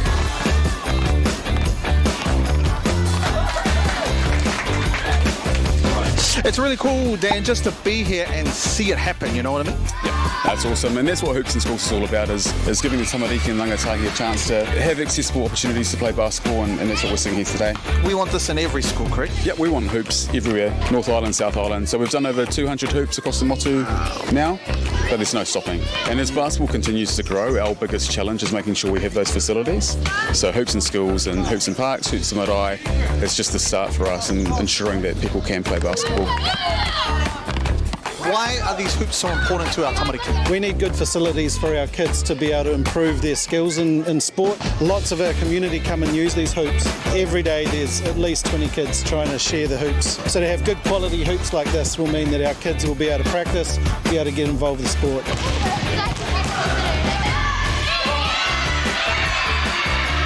All right, I'm here with the MVP. Camden, how you feeling, bro? Good. What was the most important part of the day today, brother? Learning things with my old friends. Yeah! So my man here said that you could beat Corey Webster. Is this true? Yep. He said you could cross him up. Is that what you said? Yep. Yeah. Oh, he's good. Hey. Put some money on it. Put some money. How much money you got right now? None. $9, he said. Who's the best girl player here at the school? Me? Do you agree with this? Yes. Yeah. Why are you so dominant? Why are you so good? She's just number one. Do you think you could beat Brooke? Oh, easily. Easily. Okay, we're about to find out. She has 50 cents on it, she said. Yeah, actually. 50 cents. Yep, I actually. Yeah, we can go for 50. Yep. I have another 50 cents, so we can go for $1. We're gonna go for $1. Yeah. You know what? I feel generous. I'm gonna give 50 cents as well. We've got $1.50 for you. Anyone else want to put any? No. What about put some shoes on it? Put some shoes on it. If she beats Brooke, then we can have your shoes. Yeah. These hoops are mean, eh? Yeah. You know what else is mean? What? This guy's mullet. Show the camera your mullet. It's a rat tail. It's a rat tail. It's a rat tail. Mean hoops. Yeah, I really like them. The old ones were new. Yeah, we need new hoops. What was the old ones like? Not that good. Yeah, did someone break them? Oh, they're broken. Look at them over there.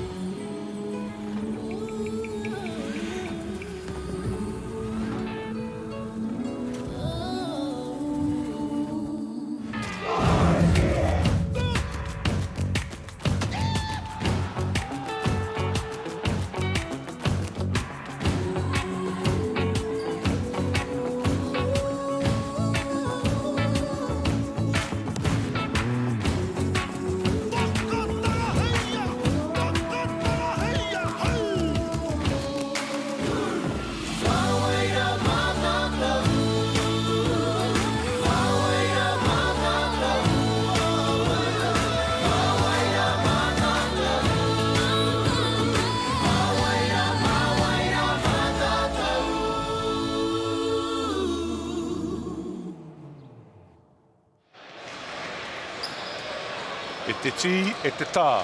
Tēnā rā koutou katoa, haere mai ki tēnei papa, te papa I o ea. Tēnei e whakaatu atu nei ki a koutou o te motu, te whakataetai āmotu mo te pai ki te paura, mo roto I ngā kura tuaru o te motu. Reira, hara mai rā koutou, whakarongo mai, titiro mai ki tēnei tākaro katu ki Wainganui I a Francis Douglas me rangi ora. Reira, e mihi atu ana ki te iwi o konei ki a rangitāne, o reira tini whetū ki te rangitāne ki tōna whenua. Ki ngā pai maunga a Tararua, me te awa, e rere atu nei o Manawatu, ki te moana I whakawhiti mai ai ngā waka.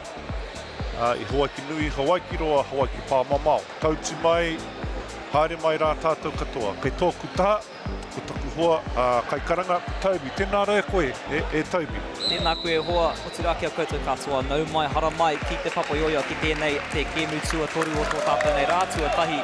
Kia ora everyone and welcome to Palmerston North. This is the third game of our first day of coverage here at the National Secondary Schools 2025 Basketball Championships. As we see a match-up between the boys from Taranaki, Francis Douglas, and the boys from the edge of Christchurch from Okotautahi, Rangiora. And what promises to be an exciting fixture, Zeb. Ai, tika, hoki ngā mahara ki tēnei haikura o Rangiora. Kua roa nei tēnei kura e ke panuku ana I tēnei tōna mana āmutu. Nō reira, te rātu kapa o Francis Douglas no roto mai o ngā mutu, ara Taranaki. He kura anō kua whai angi tūtanga e roto I tēnei tōna mana I ngā tau kimuri. Hoi anō rā, kua tata, te tipi o te pauro, ka timata mai tā tātou kēmu ko tonu ake nei. Aira, no tāmaki makaurua hau, nō reira kario I te tīma mōhio ki enei tīma e rua ki enei rohe e rua me pono te kōrero. Engari, kāre e kore ka mauria mai e enei rangatahi te ngāo, te hikaka ki tēnei kēmu. I myself am a hardy, true Aucklander, not too familiar with the mighty Taranaki or with Rangiora, but I know for sure that these rangatahi will bring plenty of energy into this fixture. Kua ki te tātou I taua āhuatanga mai I ngā kai tākaro katoa. I tēnei ata, we've seen that aspect from all of our players so far this morning, bringing plenty of fight, plenty of flair to their basketball. Definitely e hoa, ko ki tēnei au, I te hikaka I tēnei te rā tuatai. Hoi anō, ko toa I Rangiora, I te pauro, tēnei te pau tūtei, e tā roa hoki. Sino tā roa. Ai, me te pau tūtei ne, kare kore he nui ngā pukenga, ka pai tana, he rawe. Te kuru peke, raiwana ki taua tūkohu e ngana ki te apati ki taumatanga, tōmua 21 I tēnei haupā tuatahi, driving into that hoop, trying to put pressure on early in this first quarter. Really looking to get off to that strong start and claim that early momentum. Okay.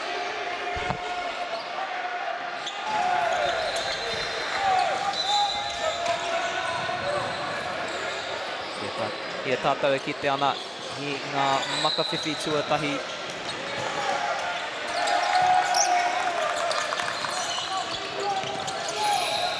Rangiora.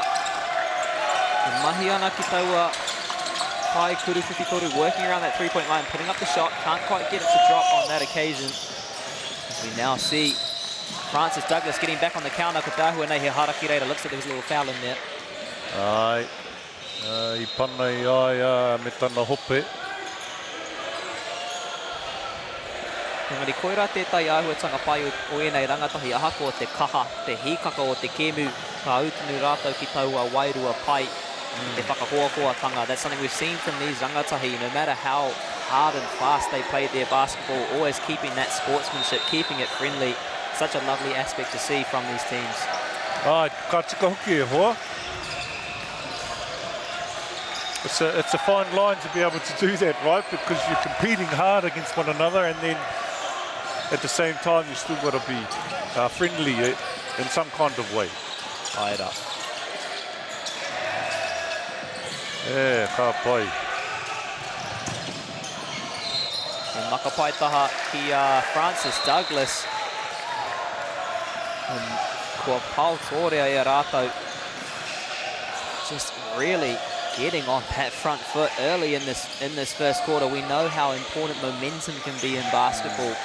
If you can get on that front foot, if you can start to get a little bit of that momentum shifting, it can be really easy to start to pile on the points. So really crucial for both these teams in these opening phases to get off to their best start, try and claim that early momentum. Ai mareke hoa. Hoi anō. Ko whai hāmene. Tino whakamiharo ana ki tēnei pai tūtei o rangi o rame tana tāroro hoki. Engari kei te mautonu I ngā pūkenga. Aira, pai tērā, ono tērā. Tērā pia kāre koutou e mātakitaki ana I te mōhio he tangata āhua poto a hau. Nō reira, e āhua hāwene a hau ki taua āhuatanga. A little bit jealous of that myself as a bit of a shorter human being. Fun size, as I like to call it. He ārai, matatahi, tētai ki tētai, so a bit of man-on-man defense at the moment. Ka pai, whānako I te pauro, ko hāmene he aia. Tātou e kite ana I taua wairua pai anō, ko te āhua nei he hara, ko te mau te rereketanga. Looks like there was a little bit of a hold there, and the foul goes the way of Rangiora. Still yet to score. Ki te wero mā rātou I naia nei, me pēhea rātou I whai I tērā timatanga pai. How can they find that quick start, find a way to get on the board? Oh, look at that kick out there, with a three-pointer. Māori noa me te mea nei he tio kei roto I ona I a auraki ice in his veins. Oh, overhelp there, wide open. Return the favour there, we overhelped on that one there. But I guess kari te moio ki ngā kai tuku I tēnei wā. Ka rawe ke, anō nei ko KD.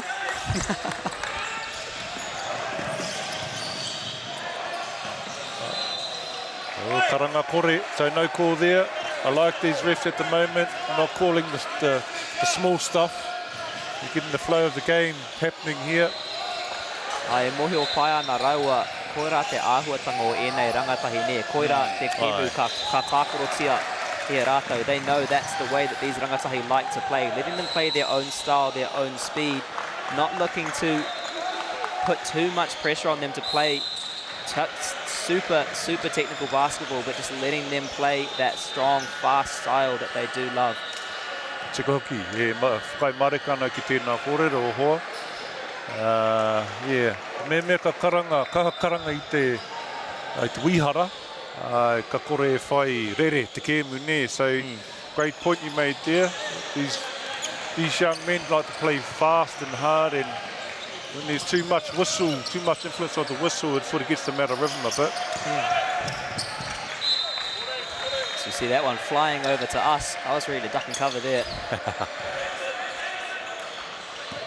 Nō reira, Zeb, he mea ko koe te pai whakahaere o ēnei tima. He aha au whakatina ki a rātou I tēnei te kēmu tuatahi o tēnei wiki mā rātou katoa.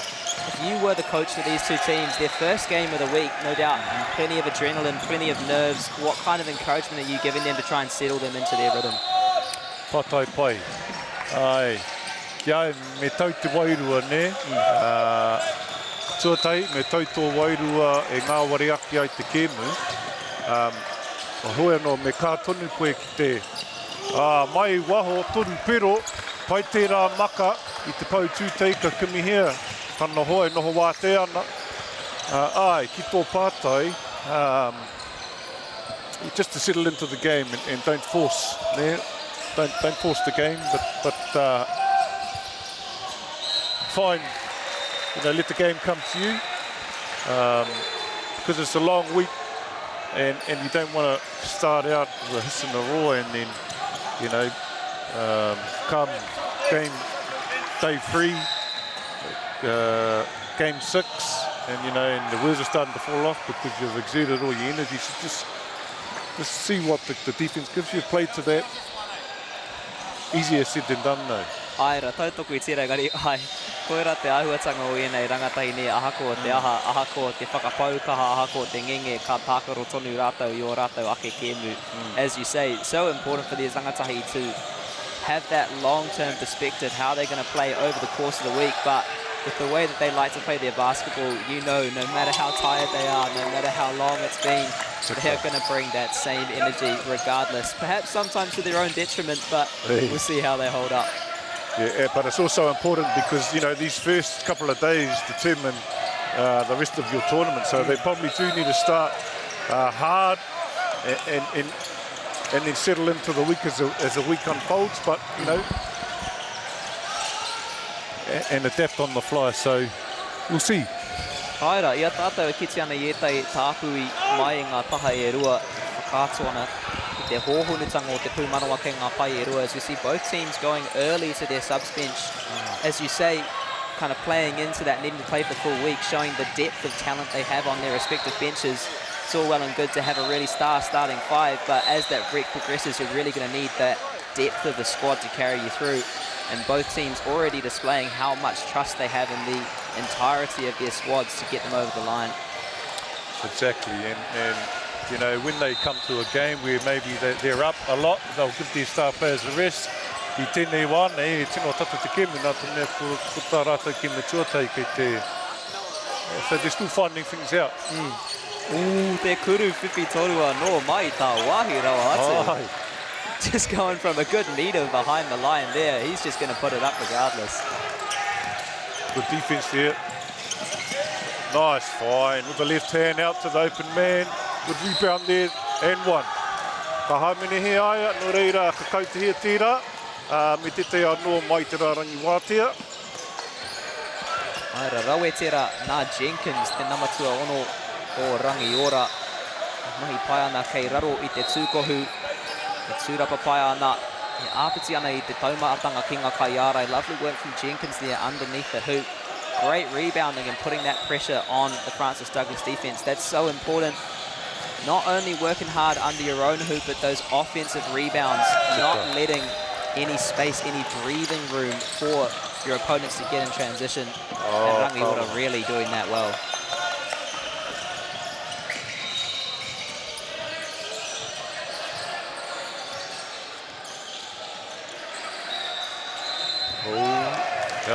Hea te karanga, he hā mene. Ka hoki ngā mahara ki te tau, ko taimano, iwa rau, iwa te kauma whitu.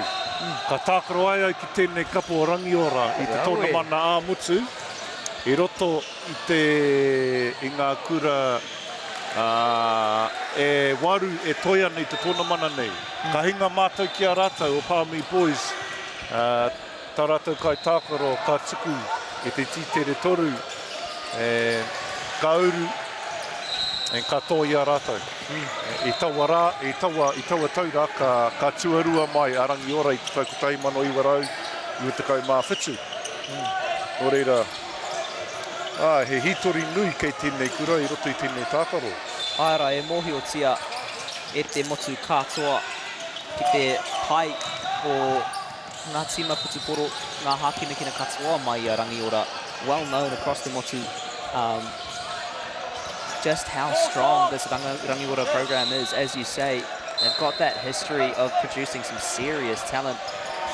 Mari koera tētahi āhuatanga pai, nā timea, ko Rangiora te kura anake kei Rangiora, no reira ka whiwhi rātou I te katoa o ngā kaitākaro mai I taua rohera. That's one of the benefits for Rangiora. The only college in that town means that they get the complete talent pool. Everyone coming through their system and really bolstering what Rangiora can bring to the table. Yeah, so in the early 90s and 80s, you know, the South Island teams were strong, and they still are strong. But if you have a look back through the records, you know, they were always in the final. And it's going to be interesting to see how they go in this tournament. I know it's the first game, but they're looking pretty good at the moment, especially their point guard, Dion, and I still can't get over how tall he is and the skill set that he's got. It's awesome to see that these taller players in Aotearoa I tēnei wāne e mau ana e rā pukinga. And kei te tākaro, Francis Douglas is playing a bit of 2-3 zone. I'm not sure about that with the shooters that Rangiora have got. Honestly, too many things to cut out. As you say, he tohu pai e nei rangatahi o te taumata o ngā kai tākaro o tēnei motu. Me te hīkaka hoki kia kite ai I ngā taumata e ngā tau kei te haere. As you say, these players are a good symbol of just the level of talent that we have in Aotearoa, but also serving to just get me and all of us, I'm sure, pretty excited to see what we have to come in these next few years. Of course, basketball, the fastest growing sport in our country.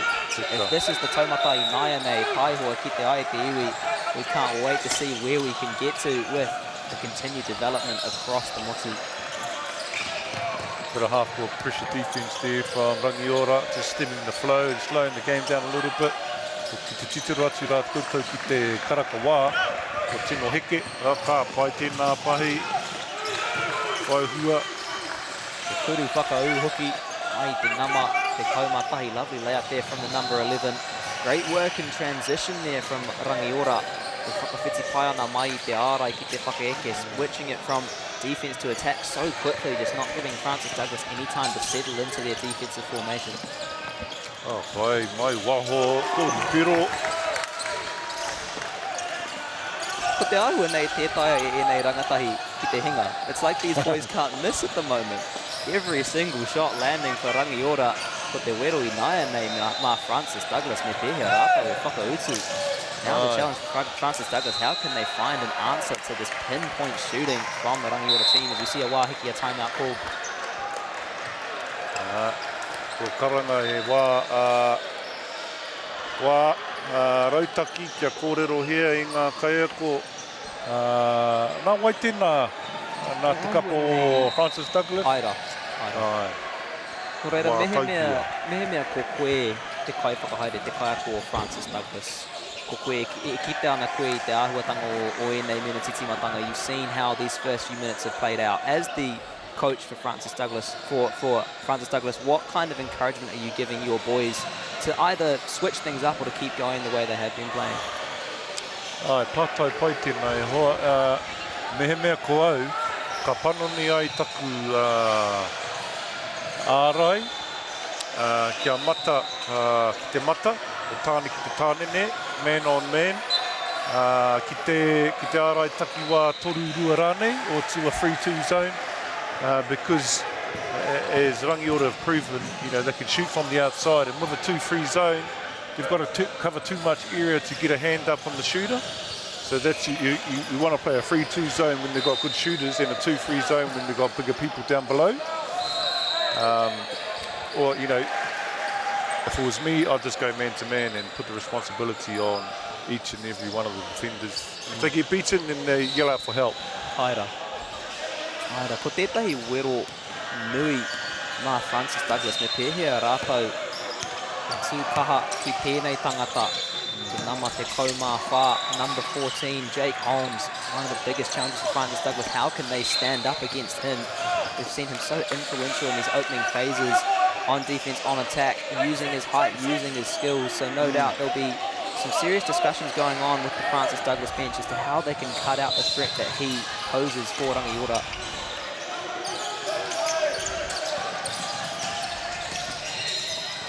It's always finding that open man or looking for the open man. He's going to shoot that. He has to. Hata ki te pai wehe ruatera. Shooting that from close to halfway. Still managed to get it almost close in.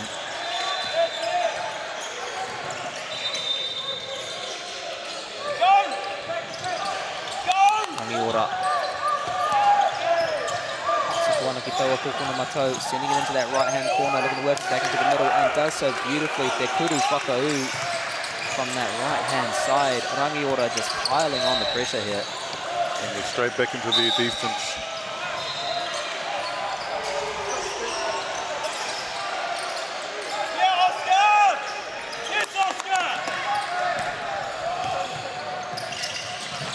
He rawe te rā maka.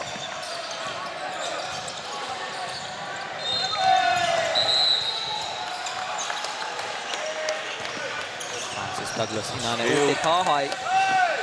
Oh, karekau e karanga. No call there.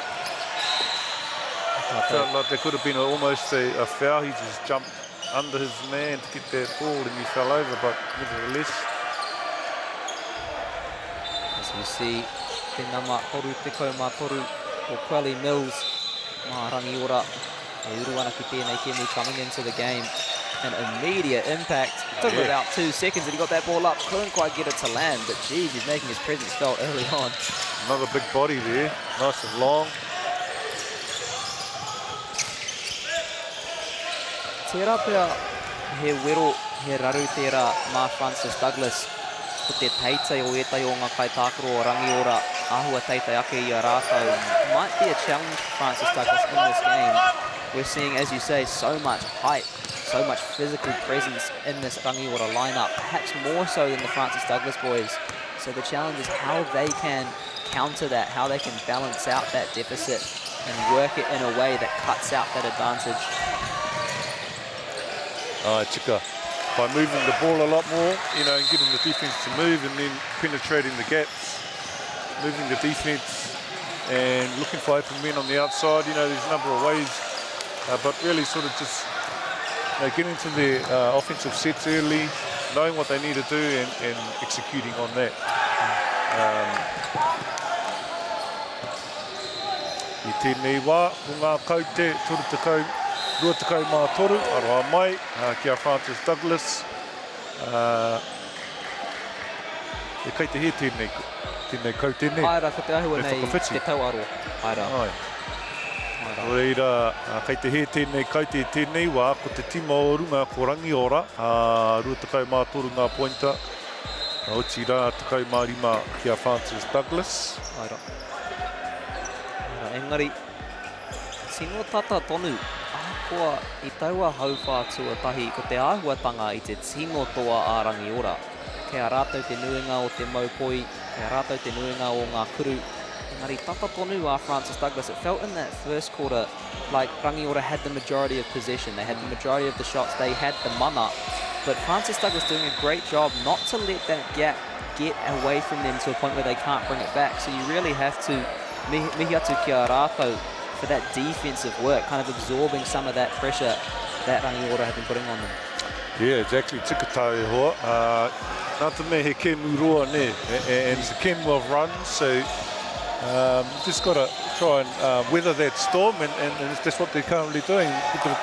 One would think, without looking at the score, that it was, you know, Rangiora were up by a lot, but it's not too much. In the game of basketball, 8 points, you know, that's not even free freeze. So, I mean, they've done well, and we've still got a whole 3 quarters and a bit ahead of us. So, you know, by no stretch of the imagination is this game in anyone's favour at the moment. Well, you might say it is because they're up 23-15, but I mean, you know, it's a game of 4 quarters. Aira, koera te āhuatanga o te kēmu, o tira koera te āhuatanga o ngā rangatahi, ko tētai kiwaha, whakatauki me ki, kua kaha whakamahia e au, e Jackson hoki, kau e mate whike, me mate ururoa. Koera te āhuatanga o enei rangatahi, as you say, it's the way that the sport goes, but also the way that our youth like to play their sport. Kiwaha, a saying, an idiom that has been used a bit by myself and by Jackson as well, I've heard him commentating, is don't die like an octopus, fight like a shark. To be honest, I didn't know that octopuses died so easily, but that's just the way that these rangatahi play. They'll know as long as there's time left on the clock, they're going to bring their all, they're going to try and fight back. And with the kind of skill that we're seeing on display, you really believe that they can do that. Not nice to see there, hoa. Kei te tika hoki tēnā whakaaro, tēnā kōrero. E mihi ana kia koe. Hoa no hoki mai nei ki te kēmu ka pai tērā maka papa. Auware ake I whai hua hoi anō. Kei te haere tonu te kēmu. I tēnei wā kei te whakatā te tino whetū o Rangiora ki te paina. Aira. Mai pāna I taua āputa. Hei whakaot. Ia. Using that gap, using that advantage to just give him a bit of a break. Man, he had a big first quarter, and he's only human at the where he's going to need his rest as well. And so this is an opportune time for Francis Douglas to capitalise on, their best player essentially, who's now taking a rest. So see what they can do. Ka pai tēnā maka o tira auware ake. Me tere ake a Francis Douglas ki te hoki. Tā ārai. E ki ana tērā ko te ārai whakaareki. Transition defence. Need to get back a lot quicker than that. Tautoko. Engari, mai pai tērā nā te kaumatahi ko Finn Chatterton tērā mai a Rangiora. Lovely work from the number 11 from Rangiora. That physicality, as you say, they got into transition quickly and they got back and he used his body position well. Probably not the tallest player on the team, but man, you wouldn't pick it the way he's playing his basketball. He is going physical, he is using his body well, and he's looking to really imprint himself on this Francis Douglas defence. And people don't really understand, there's an advantage in being short as well. You can get around people a lot faster. It just and sometimes when you get to the end, i.e. when you get in front of the hoop and there's someone tall standing in front of you, you've got to use a bit of trickery. And generally speaking, koera te āhua o te tangata poto. Kia maumahara e te iwi ko te kaitoa ko David e hara I a Goliath. It was David that won, not Goliath. I say that as a very proud short man myself. Short king, some may say.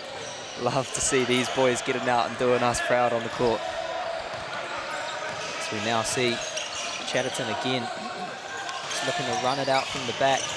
Ora tētai aiwatanga o tēnei rautaki whakaeke o Rangiora. Ko Chatterton, Raua, ko Jenkins e tūwana me te mea nei he pau. Ko Raua e whakahaere ana I ngā whakaekenga. We see Jenkins and Chatterton standing almost as a bit of a pillar for this Rangiora offense, kind of directing from the back, working things around the top of the three-point line. What you might call a bit of a general in terms of that attacking play.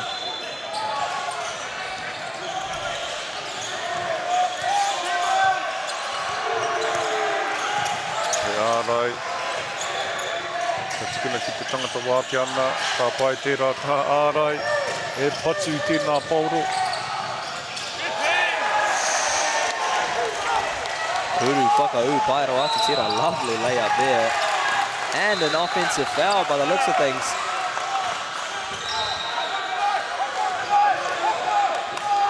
He wahiki tira, aira. Ai.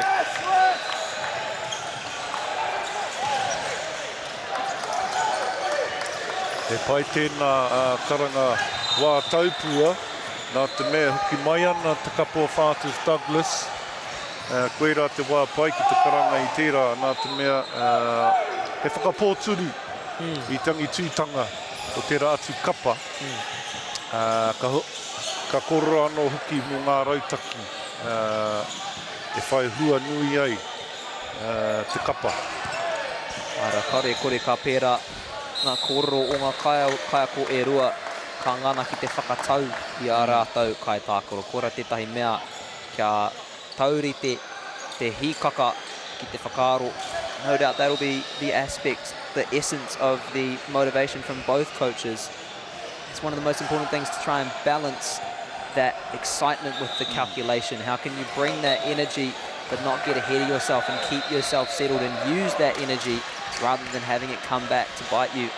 And so it'll be a really big task for both of these coaches. Moyo pai ana tātou he tino hīkaka, he nui te ngao kei roto I nei rangatahi, just how excited, just how energetic these boys can be. It'll be interesting to see how both coaches manage those types of scenarios.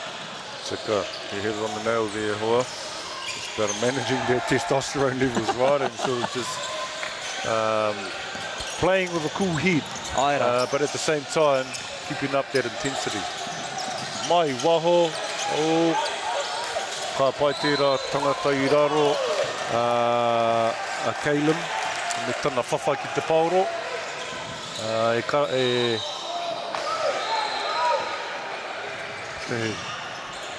Kia tātou e kite ana I ngā tima e rua e katakata ana koira no te wairua pai te whakahoahoa kei Wainganui I ngā kai tākoro katoa as we see both teams just having a laugh together once again, showing that sportsmanship.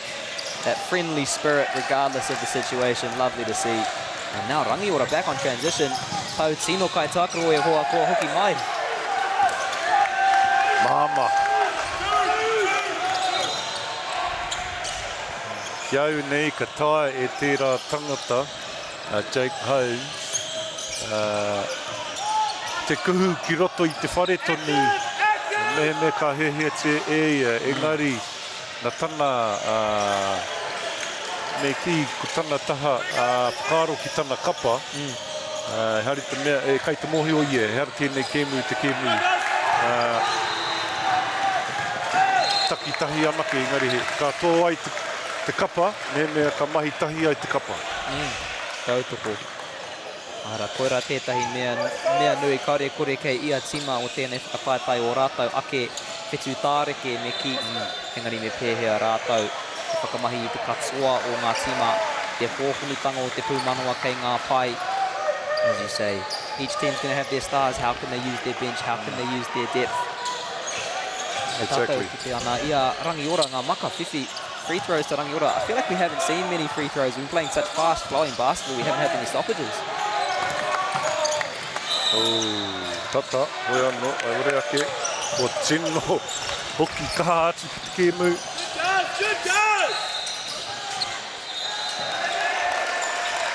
Pai. Francis Douglas e hoki mai ana I tēnei wā. A little bit of a comeback here from Francis Douglas. Yeah, and it all started when this guy here with the ball took a break.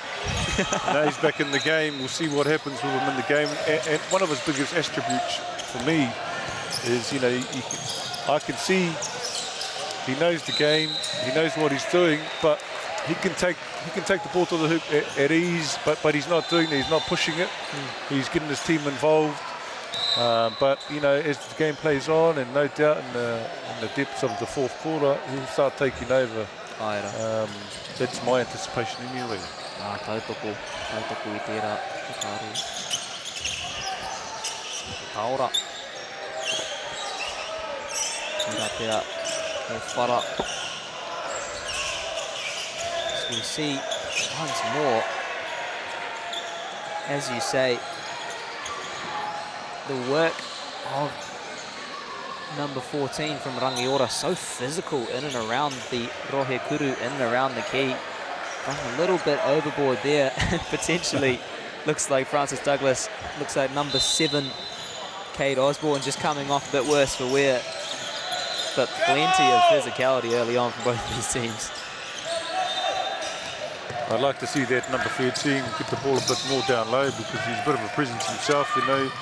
Te pautoko manu o Francis Douglas, e tino kaha ia, no e hoa te poro ki ai kia kite ngā mahi ka tae e ia.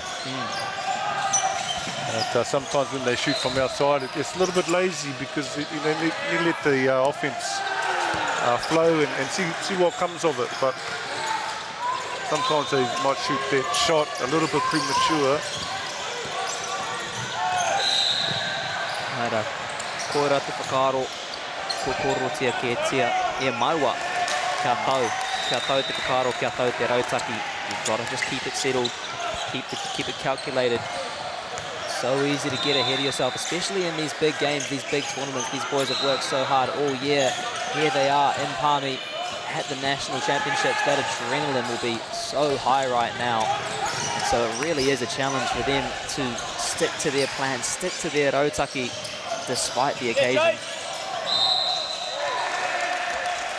I think that's the third block for Caleb. He's been a monster on defense. Ka pai hoki. Engari, me hoatua no te poro ki ai ke kite ana pukenga, whaipiro. See what he can do offensively, because he's got some size on him there. Man, he does. He put up some good threes in that first quarter as well. Wouldn't be surprised to see some more shooting from, as we see Tetai Tāpui, mai te pai o Rangiora, Chatterton, kua urua no ki tēnei kēmu. Chatterton once more injected into the game from the Rangiora bench. Constantly rotating through their players, looking to keep it fresh, keep it energetic, not let this Francis Douglas team settle. He could have whiwhitoru. Great offense there, ka hoa atu haere te paoro, ki tēnā, tātira, ki te tangata e noho wā te ana. E kā tuku, ka whai hua. Me te mea nei he MāORI noa tēnei ki nu au e. Oh, nice, ka pai, nice fake. He tohipa the dummy there. And we see offensive foul. Ngā makawhiwhi kia Francis Ignayane. Kau. He makapai pi tōtoku aroha te iwi. Let's go with a starting from the baseline. Francis Douglas, how can they work this one as we see subs from both sides? Both of the coaches in ana ki te whakahihiko i a Raiwa tima. Looking to energise their teams with some fresh legs off the bench. Oh, great defense. He just moves so effortlessly, right? Aira, tautoko. Whiwhi toru anō. Tana tuatoru tērā, tuarua rānu. Ko te ahu, ki haunei ko te tuatoru. Kā rawe. Kei te mōhio hau, kei te pirangi hau, te mōhio, ki te parakuihi o i nei rangatahi. No reira me oho ake pe Francis Douglas, ko ia te kai kuru matua tana kapa, ko tana tuatoru tērā mai waho. No reira me ata whakaro ki te momo ara e whai atia nei rātou. Ki aua nei, ko te ārai takiwā toru rua te mea pai.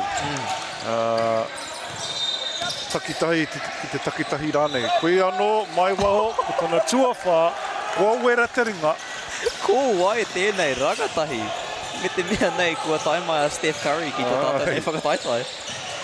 Number 24, that is Juno Cervantes from Rangiora.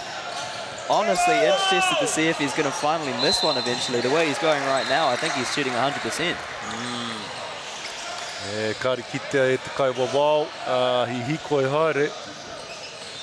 Hoi anō, i whai hua, i tērā kore kite. Ko haere ki te rārangi wātea, i hamenetia. No reira e rua, ngā titere mai kunei. Tahi, kua au.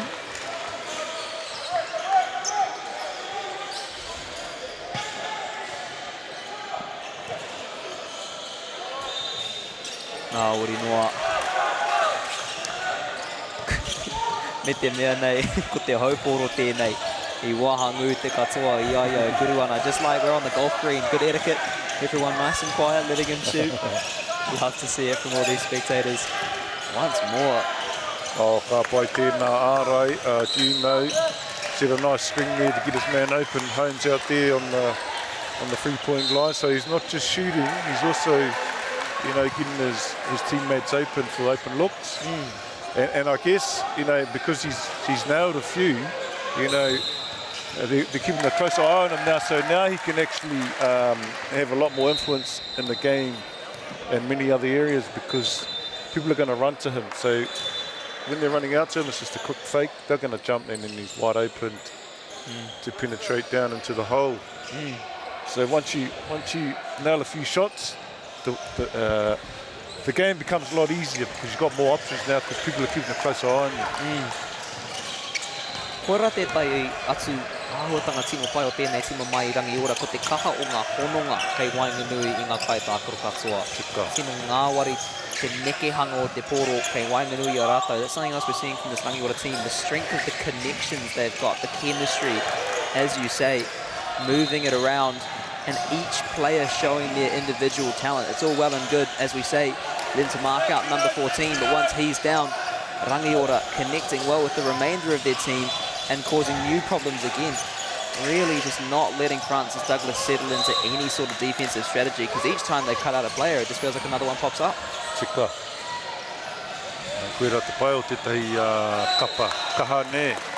Ka mahi rātou, mā rātou anō, so they're working for themselves, they understand it's a team game, so they're playing as a team and it's a long week, so you know they need to spread the load early during the week, so you know when we get deeper into this tournament, the stars really start to come out because you know it's takeover time. But you know they only get to that stage through the collective effort. Early days, so we'll see Aira taihoa ki te ai. Ia Rangiora. Tina no ana. Ko raua no Chaston, raua ko Holmes. E whakahaere ana I te whakaekinga. Once again, Chatterton and Holmes working together just structure that offense. Rangiora playing that pretty constantly. And then on the Francis Douglas side, Lenny Potter. Te nama, te kaumatahi. Ko ia te pau me ki mo Francis Douglas. So we're seeing number 14 for Rangiora as a bit of a pillar, as a bit of an organiser for the Rangiora offence. And then in the same sense on the Francis Douglas side, number 11 standing in that similar role. Both of these teams doing well to trust their offence, trust their players to organise it. Both of these coaches plenty of faith in their players. But there's no talk on the defensive side, more Francis Douglas. I ki te akira hau, I tērā atu nekehanga, Holmes, tērā pick and roll, ne? Kaori te kōrero tia te tangata I muri. So it's important that the defender at the back communicates with the person who's playing the ball and telling them where the screen is, to go under, to go over, what to do. You know, it's about communicating, but I don't see too much of that happening at the moment, so it's something we need to fix up. No reira, ia tātou e whakatata ana ki te wehe ruatanga, te hauruatanga me ki. He aha mehemea ko koe te kaiako o Francis Douglas. He aha tau tino whakatena tau tino whakaro mā au kai tākoro as we near the half-time break. If you were the coach for Francis Douglas, what would be your main encouragement, your main thought for your players? Would it be that communication, or is there something else that you think they could do better to try and work themselves back into this game? Ai koe rā te tai me nui ko te whakawhiti kōrero. Kia waka eke noa, ne? Kātai kā rua, ko te ata haere, I tēnei tā, te taha whaipiro, so in the offensive end, to slow things down a bit. I know it's easy said than done, but you know, they should have worked on their sets. They've been working on the sets that they've been doing, you know, throughout the whole year, so they should know where they're meant to be. Setting good picks and actually cutting with intention. Te kore koe kachi kaha nei, you know, you become a bit of a liability because you're not actually. Hauri te mea kei te whakarangirua koe I te taha ārai, so you're not confusing the defence whatsoever. You've got to be a threat at all times on the court. Tautoko. Nā tātou te kaumārima ngā hekona e toi ana I tēnei hau whātua rua. Tino āwhina mā Francis Douglas mehemea katai e rātou. Te koro e te kia ngā whakamutinga o tēnei hauwha.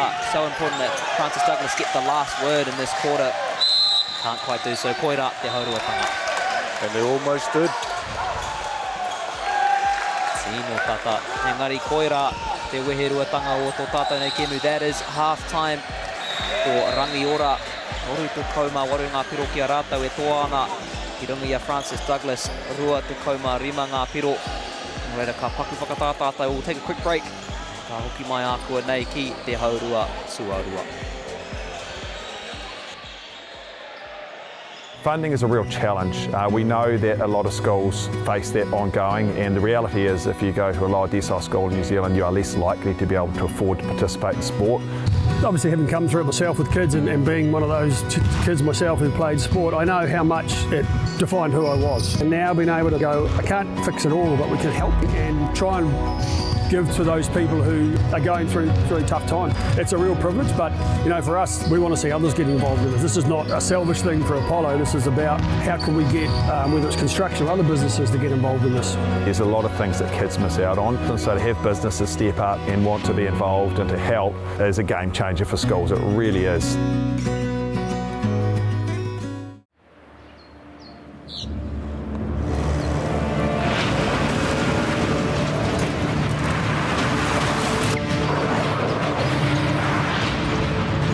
This isn't an ad about four-wheel drives. It's about knowing the place, as well as the locals. You found the place. That's a good start. Built by my great-grandfather 20 years ago. Hey. Sport is about more than just a game. It's about going from teammates to best mates. It's the high fives. and helping hands.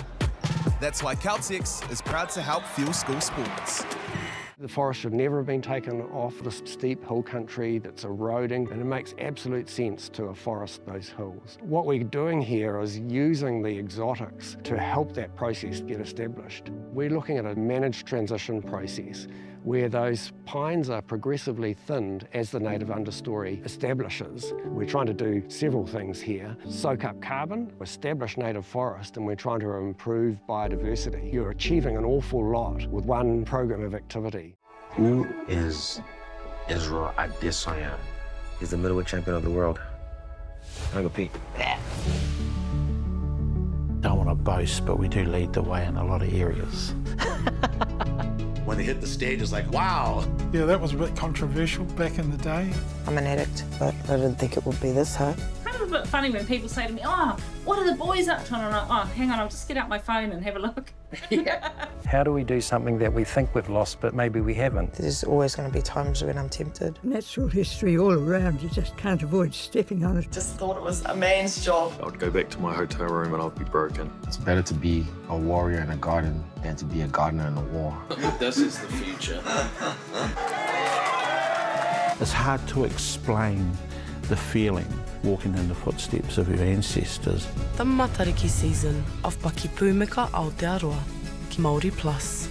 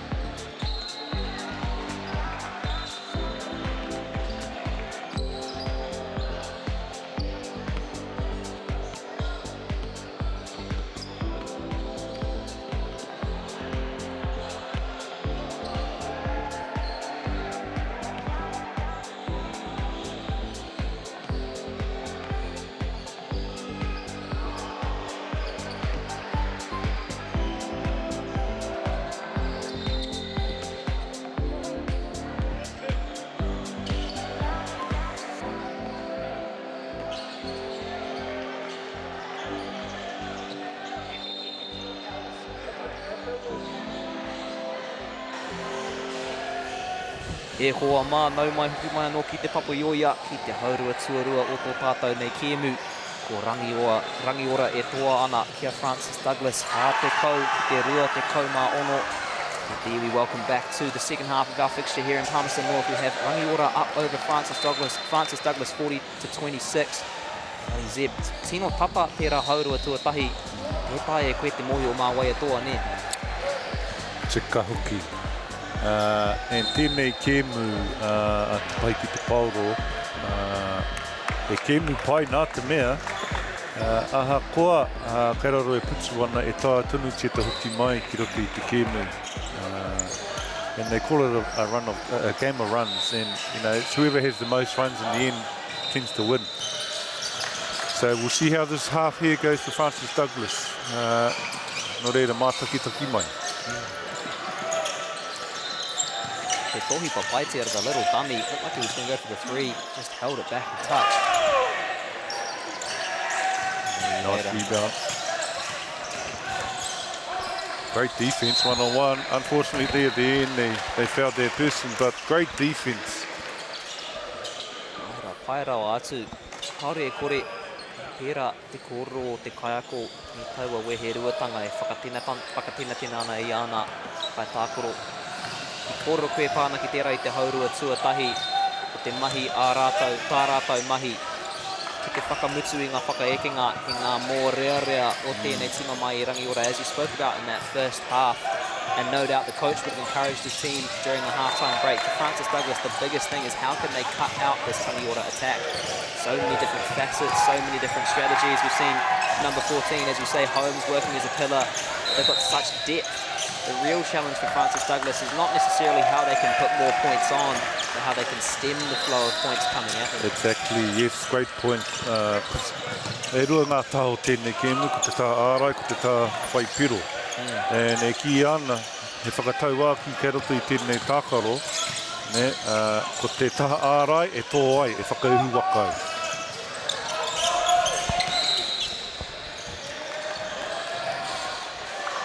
So, you know, there's an old adage in this game of basketball that defense wins championships, and it rings true because, you know, while offense wins games, you know, when things get tight, it's the defense that actually prevents the other team from winning.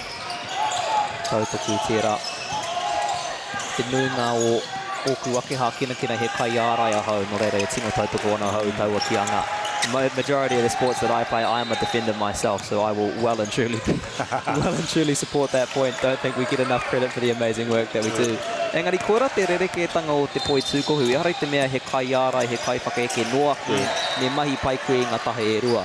Koera te wero mo i nei rangatahi mai, i nei rangatahi me ki, me pēhea rātau e oti pai Ira mahi e rua. That's the main challenge of basketball is, as you say, you're not a defender or an attacker. You play both sides of the game. It's a multifaceted sport. So that is the challenge for these rangatahi. How can they balance that desire to get up and attack, to put up those threes, to get the glory, and also be able to get back and cover on D and really find that middle ground that allows them to play those both sides well. Tika e hoa, e hari te mea, I te nuinga te wā ki au nei, tērā āhuatanga kei roto tonu i a koe. E tae ana te whakaako o ti rā mea kei roto i a koe tērā taniwha. Ne.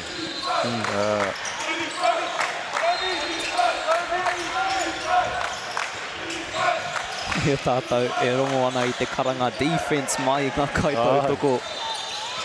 Ngā rangatahi tino hīkaka. As we see the defense calls going up from the sidelines. That's something we've seen across this morning and no doubt we'll see more of this week. Te toko maha o ngā kai tautoko, o ngā kai mātakitaki ki tēnei kaupapa. The sheer number of supporters and spectators we've seen and we will see at this tournament. He tohu pai tērā o ngā hapori e tautoko ana I nei rangatahi ai ko tētai mea ko te kai tākaro. Engari, kei muri I aia tōna whānau, o ngā koa, tōna kaiako. Hei whakatuara I aia. It's one thing to come here as a player, but behind every player is a community, is their family, their friends, their supporters. And so it really is good to see so many families, so many neutrals as well, just out here enjoying the basketball and really allowing these rangatahi to play at the highest level. Whai te tūrapa, ko haere ki ngā reihi, off to the races. Oh, hāmene here.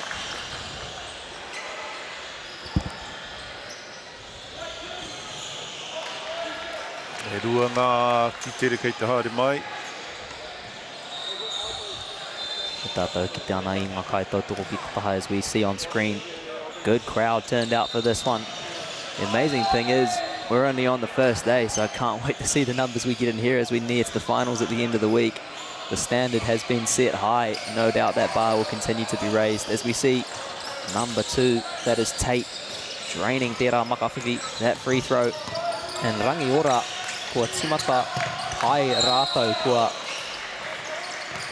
mahi tonu ana rātou I a rātou mahi mai te haurua tuatahi, just working that same kind of offense, that same kind of style they were in that first half, just picking up where they left off and keeping that pressure on Francis Douglas. O kāroha, I tai ai tērā tama, Jake, tērā titere engari ka whiu atu ki tana hoa. Mōku nei mea e tino tatana koe ki te tuku me tuku. So he was right there under the hoop, but he chose to kick it out to his mate for the three-point shot. I understand what he's trying to do there, but if you're that close to the hoop, you've got to put up the shot. Tautoku I tērā. Kia whakapono koe, kia koe anō. Got to trust in your own skills. Be prepared to put those shots up. And being how tall he is, I don't think there's anyone on this team apart from Callum can actually block a shot. If he gets his hands free, seriously hard to stop. I kororo maua I te hauwha tuatahi e pāna ki tēnei mea. Engari ko te mea nui, ko te rereketanga o ngā tima pai I ngā tima tino pai. ko te hōhonutanga o ngā pūkenga o te pūmanawa kei ngā pai.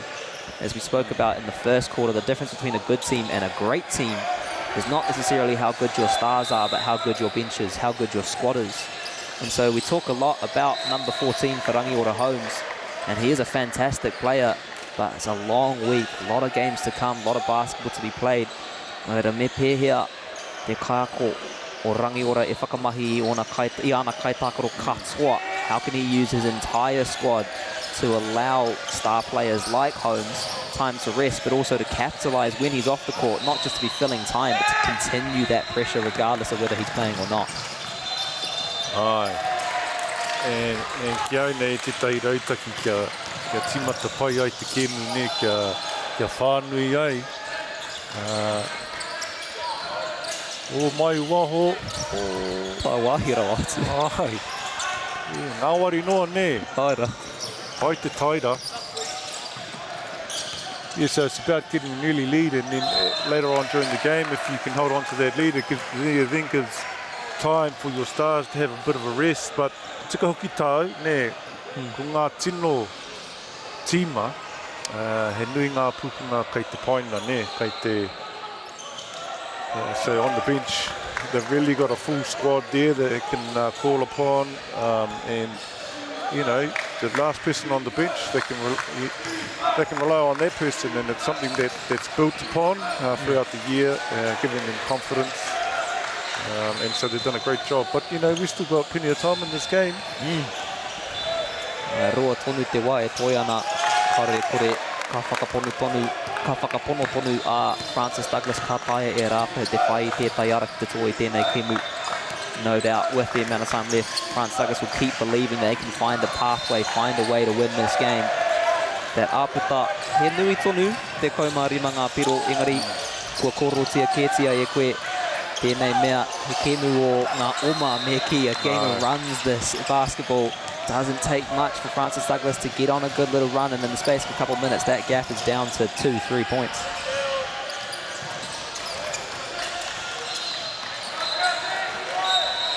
Papui, mai te pai for Francis Douglas. That'll be number 11, Lenny Potter, coming on to Francis Douglas.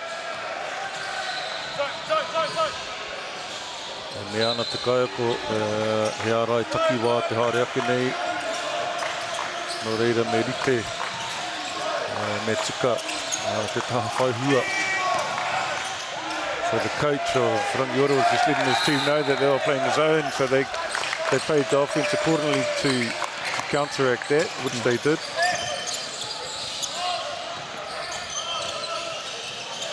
Mate, Francis Douglas. Mahi ana ki waho I te pai Fifitoru, working it outside that three-point line. Looking for a pathway to drive in, but this Rangiora defense doing beautifully to close those caps. No way into the basket, and now straight back on the attack. Yeah, and it surprises me that they're playing such good defense. How does the mea ka na ki te kōrero?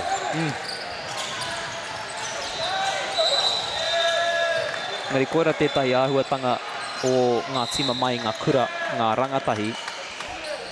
Kei waho i te kēmu, kei waho i tēnei whakataitai, he hoa tonu rātou. Kua tipu rātou ki o rātou taha, kua haere rātou ki te kura o rite, kua noho rātou ki ngā akomanga o rite, e mohi o pai ana e nei kaitākaro ki a rātou anō. That's one of the things about these school teams, is that outside the game, they're not just teammates, they are good friends. They go to the same schools, they've been in the same classes, they've grown up alongside each other. And so as you say, ahakoa, kaore rātou te tino kōrero, kei reira tonu tērā māramatanga. Even though they're not really talking to each other, there's still that understanding because they know each other so well. And it really makes that defensive strategy so effortless because they can read each other. Great pass there, unfortunate with the finish. Again from Holmes, doing it all.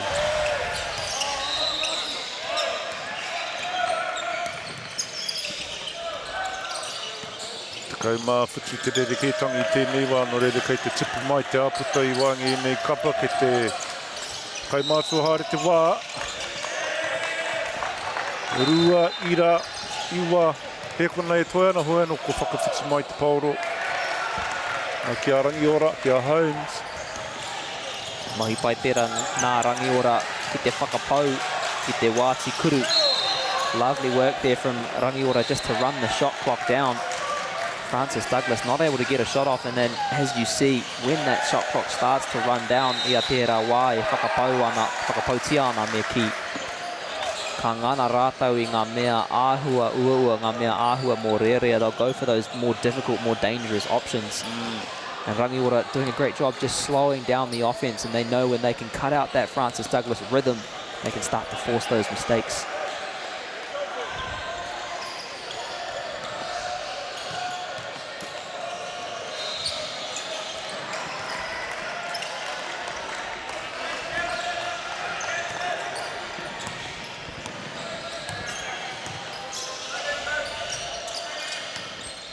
Haven't seen much of Juno in this half.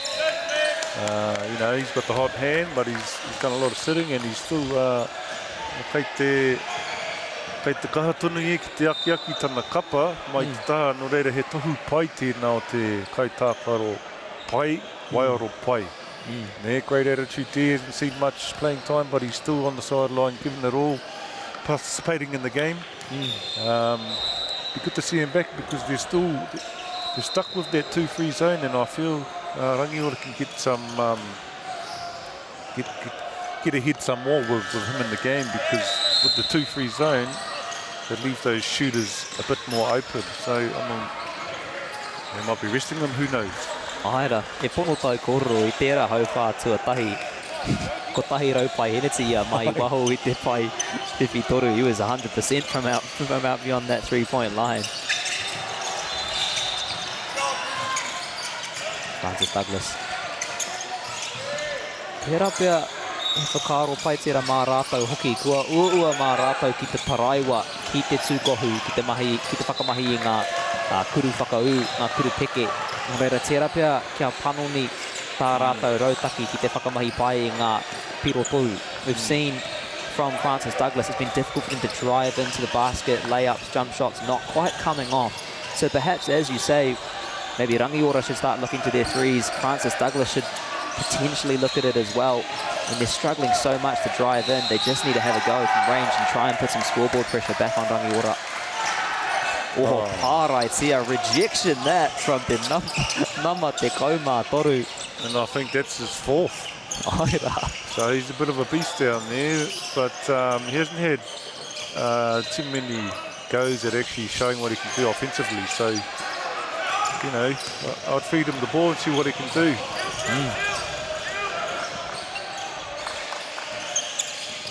Kāre o te tino mohi o mehe mea kua whakawhiti ia. Ko te ahua nei kua tākaro ia I tēnei kemu katoa. I'm not even sure if he's subbed yet. I think he might have played this whole game. And he's still going strong. He's a good, tall, strong lad, but he's got plenty of energy with him. Great fitness. Engari tērā pia kora te ahuatanga o ngā rangatahi. E ahua rere ke tērā mā maua, engari. Whai toru.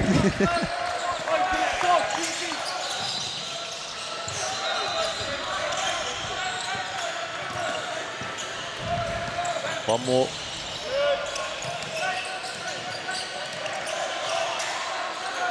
Anō, tana tuarima e ho. Oh, we. Kei te tangi Mumua Holmes. Caleb Cronin Nofo. Oh, e taukuri e. Ia tātou e kororo ana me pēhea Francis Douglas. E whakamutu I ngā mahi o Holmes me pēhea a Rangiora e whakamutu I ngā mahi o Cronin Nofo. Ki te rā koe tana ārai tua ono. Me he kapa tōna mana ārai, ko ia te whetū o roto I te rā kapa. Ohe anau he kapa tōna mana, engari e hautu me he kapa tōna mana ārai. Ia wā, ka kapia hoku whatu e au. Ka ārai. Every time I close my eyes, every time I blink, I open them again and then put another block. Unbelievable stuff. So there's always a tournament team that they name at the end of the week, but I'm not sure. I don't think they do a defensive tournament team. If they did, he'd be the first pick because he's already had 6 blocks so far. the stat line would be unbelievable. Can't wait to see how many you can get by the end of the week. Someone probably start a tally chart or something. Just see what number you can get to. Engari, ko te mea nui mā Francis Douglas me pēhea ngā kai whakaeke, ngā whakaekenga e tautoko i ngā mahi pai o tēnei kai ārai. How can they use their attacking play to support all of the great work this defence is putting up?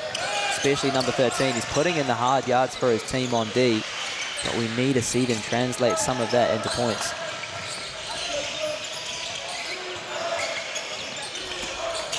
Karoha.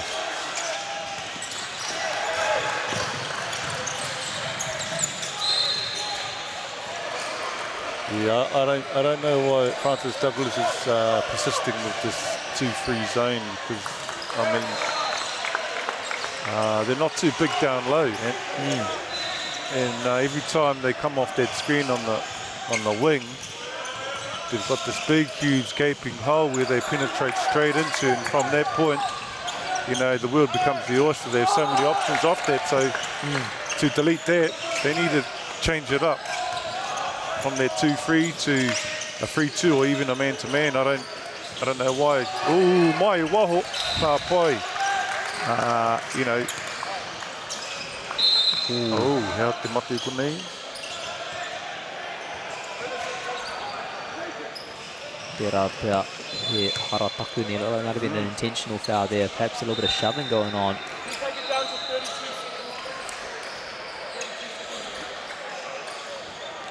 No reira, ko te tekau mā toru anake te wehenga, I muara ko te tekau mā whitu. Aira, kua tino tata tēnei hau whātai noa ki tēnei wā. Ko mahi pai a Francis Douglas ki te whainga whakautu ki tēnei tima mai a Rangiora. Francis Douglas done well so far in this quarter to find the answers. Keeping it close as we come into the final 30 seconds of this quarter. We are in for an absolute barnstormer of a finish here.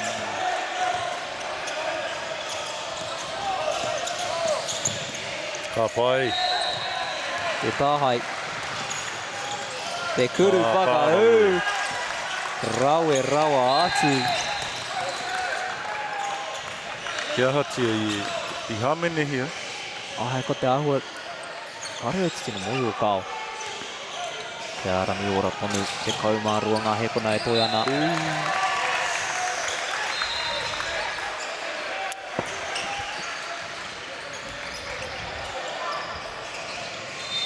Looks like they've finally decided to give Cronenworth a break. After what felt like 3 consecutive quarters of absolute dominance, they've decided he can have a little rest. I think they've got a little bit of extra energy now. They're just starting to pick it up. Ahua nei he haratera pia. Makawhiwhi. Kia Rangiora tērā pia koinei. Te mahi whakamutunga o tēnei hauwha. Not sure. Tēnā hāmene tua toru tērā no reira me tūpato. Tērā tama hoi anō ko piki anō te kaha ki te taha ārai o Francis Douglas. E mōhi o te ana e rātou ko tahi anake e te wāhanga kai te toi whai muri I tēnei. No reira me kaha rātou. Te hea tō ai tēnei kēmu.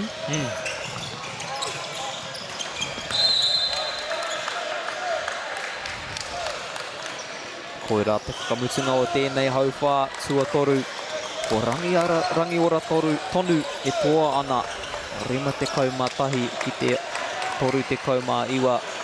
Rangiora keep that lead going into the quarter break as we come towards the final quarter of the game, but that lead has been reduced. Lovely work from Francis Douglas in that third quarter to start to put some of that pressure back on. And no doubt they'll feel they've got an opportunity at this one. Tika. It's a funny thing, pressure, what it does to your mind, you know, so the more they apply their pressure, you start playing outside of your characteristics and, you know, for the advantage of the other team. So the more their pressure they can apply, it's gonna help them out. So coming into this fourth quarter here, they really need to pick up the intensity defensively. And put Rangiora under some pressure and see how they react to that. Ai. Nō reira kia kaha, kia Francis Douglas I tēnei wā. Kaore kore ka hoki mai ki te kēmu. Caleb, ko whai whakatā aia, nō reira ko Piki. Kaore kore ko Piki te kaha ki roto I aia. Aira tino I kakahau ki te kite I taua pakanga. Kei Wainganui ia Caleb Raua ko Holmes. I taua hauwhātua toru I tino whawhai Raua. Te kaha o ngā pūkenga, ngā pūkenga whakaeke o Holmes.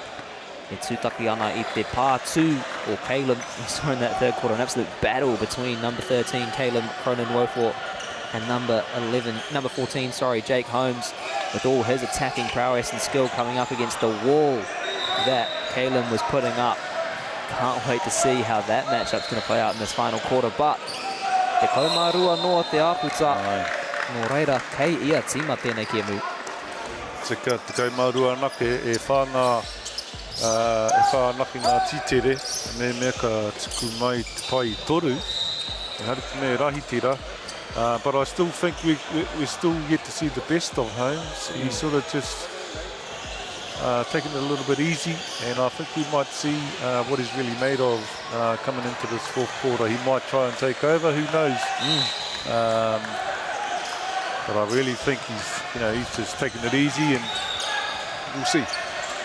Kua hoki mai, tōku tino ko Cervantes. He's back and he's already asking for it. Just love to see it. He knows what he's got in his back pocket and he is ready to use it. Oh, nice layup.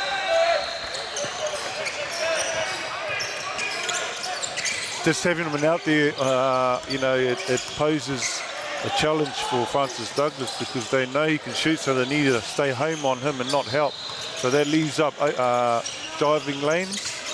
And yeah, I'm still a bit perplexed on why he didn't actually play that last quarter, but nevertheless, he's on now.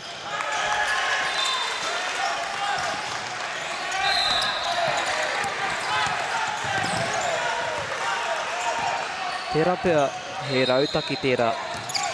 Ki te ana tātai te āhuatanga o tēnei tima mai a Rangiora. Tērā pia, that's just their strategy. Often teams will build a strategy and then fit their players into it. Perhaps Rangiora building the strategy around their players. So we saw in that third quarter, tino kaha rātou ki te taraiwa, ki te tūkohu, he rapu ana I ngā kuru whakaau, ngā kuru peke. In that third quarter, they were looking to drive a lot more, get in towards the hoop, score through twos, layups, jump shots. Perhaps now that they've got Cervantes back on, they'll switch that strategy to work around him and get those threes going. Oreira, he mahi pai tērā nā te kaiako ki te whakarite I era rautaki. Lovely strategy work there from the Rangiora coach, just keeping plenty of different options open, plenty of different ways to play, not letting Francis Douglas get settled at all. Yeah, great point there, because it keeps the defense guessing, keeps them on your toes, and it just adds to your offensive game. You don't become this one-dimensional team. So you can apply different strategies at different times. But our man Caleb's still not back in the game yet, so I wonder what that's about. Aira.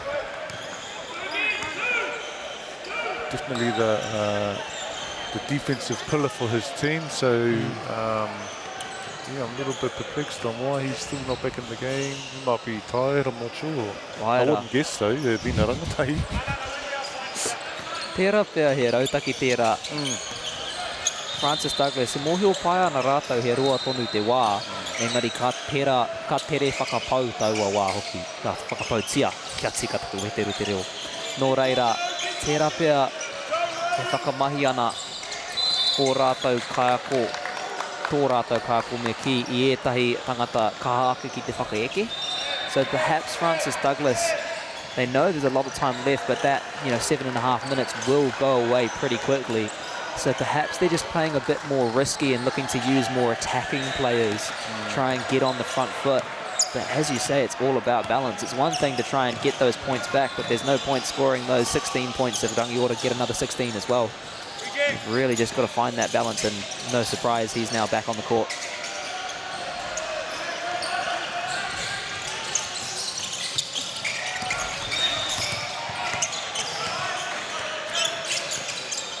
Up to the screen.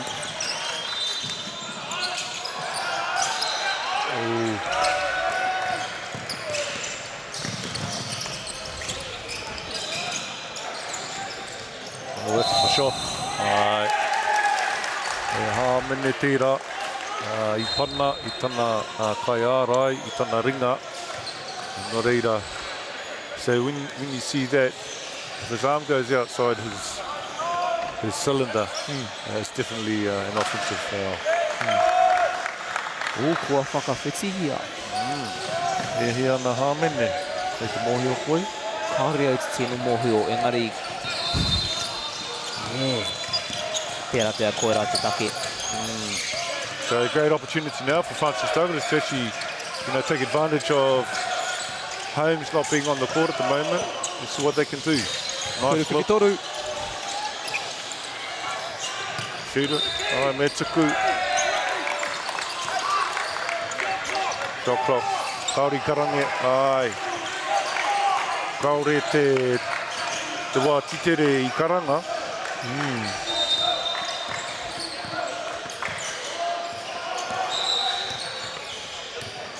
Pēra pēra he pakuraru ki te wā tikuru. We might have a little problem here with the shot clock. Kāre au te tino mōhio I taua tākaro mehe mea I taka te poro I mua I te paunga o taua wā. I'm not too sure if that ball dropped before the clock had gone down in that last play. Kao. I ki te rāhau, I tēnei taha. Kaore he reo o te shot clock tēnei wā. Ai, ka hawhawhai ngā kai ko Rangiora I taua mea. Rangiora's coach is quick to get on their feet and argue their case against that one. As we draw into the final stage of this game, every point counts.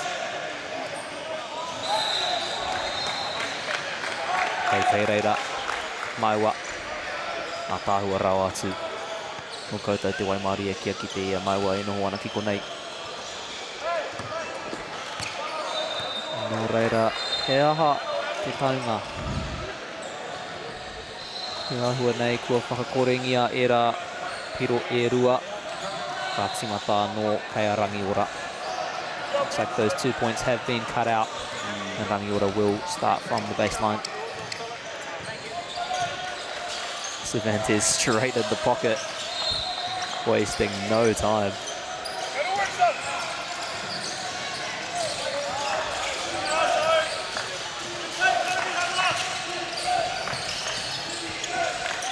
Tuku.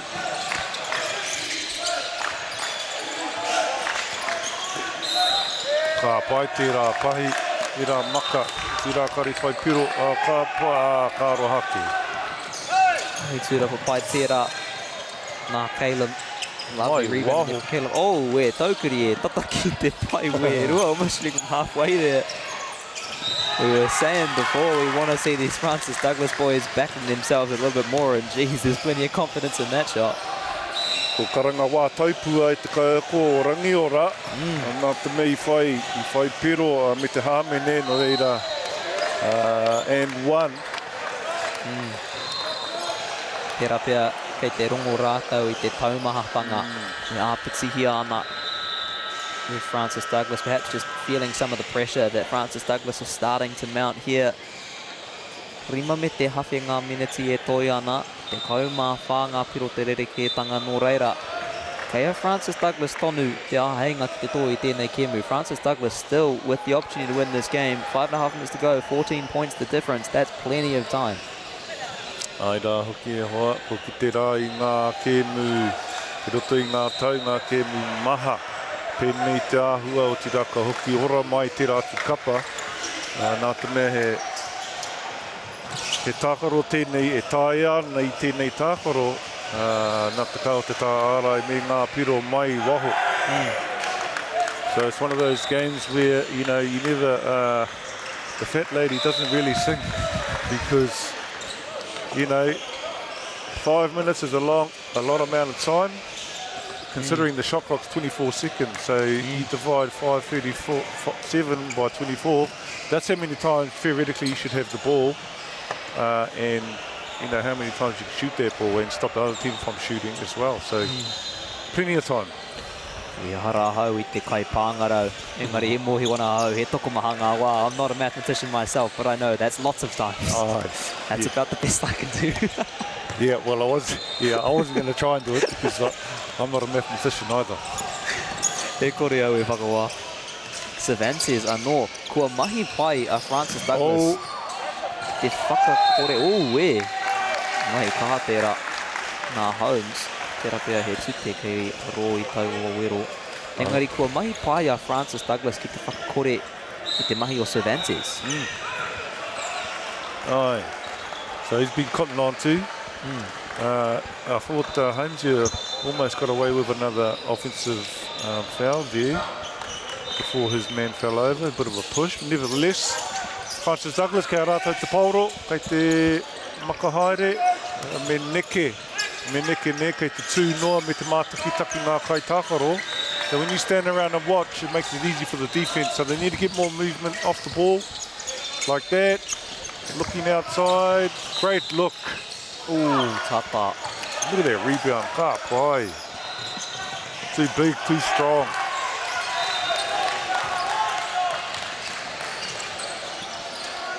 So almost to single digits now. 11 points, 4:40 on the clock.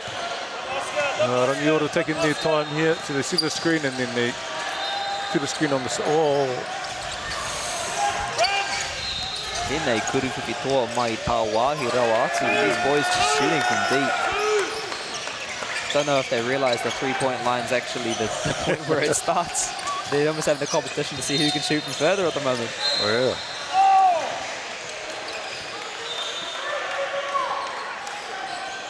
Kei te amu ngā kaiako o te taha o Rangiora. Karau ki te iahatia. No reire kaore aku kōrero whakawā. I mihi puki ki tō rātou kai whakahaere ko Anna Burke I hōma I etahi rare I mua I tēnei. E mihi kauana ki aia. And a cheeky thank you to their manager Anna Burke who brought us some light refreshments, some lollies before this. Can't say that was something that was going to go unnoticed. Perhaps trying to win a bit of favour. Ngā wari noho tēnā ki a Holmes. Me tana whānako I te pauro. Me ata haere. Ko te me ata haere Rangiora nā te mea. Ko te wā tō hoa I tēnei wā. Nō reira me whakapōturi haere te kēmu.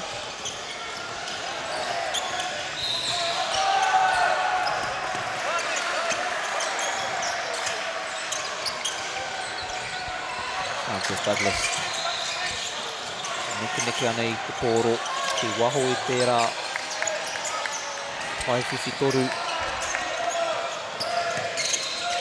Kuriwhiwhi toru ki te haere. Pai seke, mai waho au wari ake. Nino tata. Kua āhua hoki a Francis Douglas ki tā rātou rautaki o mua. Haere au te tino mōhio me he mea pai tērā.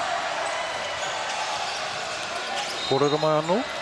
Kua hoki a Francis Douglas ki tā rātou rautaki o mua. They've gone back to their old strategy. We saw in that third quarter where they were so effective, they backed themselves, they put those shots up.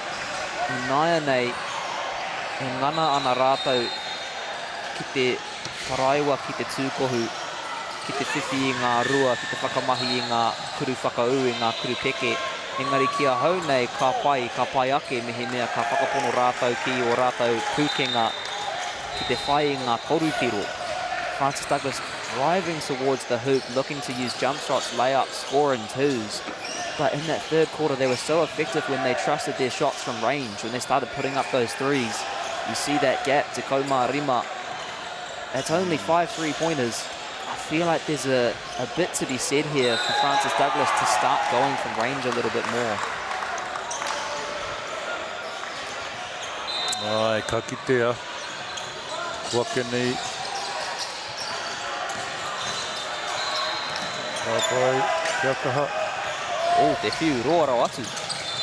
Oh, e tuku ki te rangi.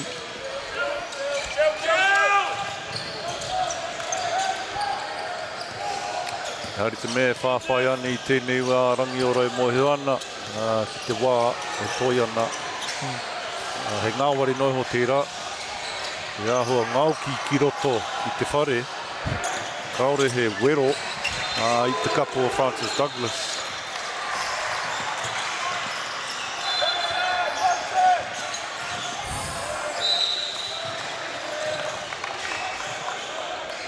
Kau he haraka e roto I taua wero ngō reira.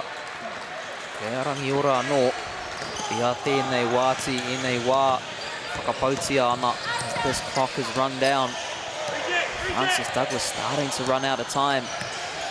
Rangiora doing a great job of just holding the ball up, winding that shot clock down and trying to use up as many seconds as they can.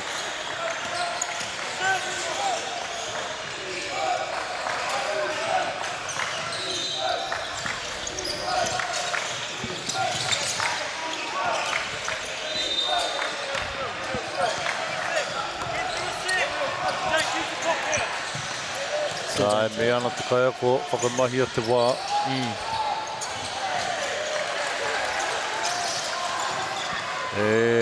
Kai te rongo ake nei taku taringa I tērā waiata. Te waiata a te wahine momona. O timata I tana tangi. Ue, kaore anō ahau ki a rongo I te whakamāoritanga o taua Kiwaha Pākehā. Nō reira, mehe mea ko koe, kua pātaia ke etia I hau tēnei pātai he mahanga wai tēnei kini. Ngai mehe mea ko koe te kaiako o Francis Douglas. He aha tau, tuatahi nei, he aha tau whakatina ki a rātau I tēnei kēmu. Engari, he aha tau whakatina ki a rātau whai muri I tēnei kēmu. Mehe mea ka henga rātau, e pehea rātau e mau tonu ki taua ngāo, ki taua hīkaka I ngā kēmu kei te haere. Tuatahi ake, ki te kore rātau e toa, te ahu nei ka kore e toa. Ka ki a moia tēnei tākoro. Hau e whakaro ki tēnei tākoro, me anga whakamua. Kei te ahu anō hoki o te kura e tākoro he ana hei te kēmu tuarua. Mo te momo rautaki hei tākoro tanga mā rātau. Nō reira, me whakapono ki a koe anō. Koe ke rā a Francis Douglas ki tēnei taumata, nā runga I tō rātau kaha I tēnei tau. Nō reira e tika ana kei konei rātau. Nō reira me whakapono rātau ki a rātau. Koe rā pia te kōrero aki nui. Me whakapono ki a koe anō. O ti rā moia tēnei kēmu. Flush it, carry on. Aira. He roa tonu te wiki. Long week to go, plenty of basketball to be played. Can't get themselves down over one game. That's right, and they played a good team. Aira, mai tēnei kēmu, I noi tēnei kēmu kare au te tino mātaketaki I tēnei tima mai I Rangiora. Engari I naia nei, e te iwi kia mataara ki a rātau. Wasn't really looking at Rangiora too closely before this game, but from this fixture, I think we need to keep an eye out for them. He tends to push off when he's dribbling their ball, Holmes. So I think it's something that if coaches are watching, they can draw on that. Hoi anō, kua mutu te tākoro I tēnei wā. E te iwi, aira koira te whakamutunga ko Rangiora ngā kaitua ono te kaumā ono ki te whā te kaumā ono ki runga I a Francis Douglas. Reira ko maiwa tērā ko Zeb. O tēnei wā, that's us for now. Engari kaue e tā wāhi e te iwi he maha ngā kēmu kei te haere. Still plenty of games still to come. Reira, hang around and we'll be back soon with more action here from Palmerston North.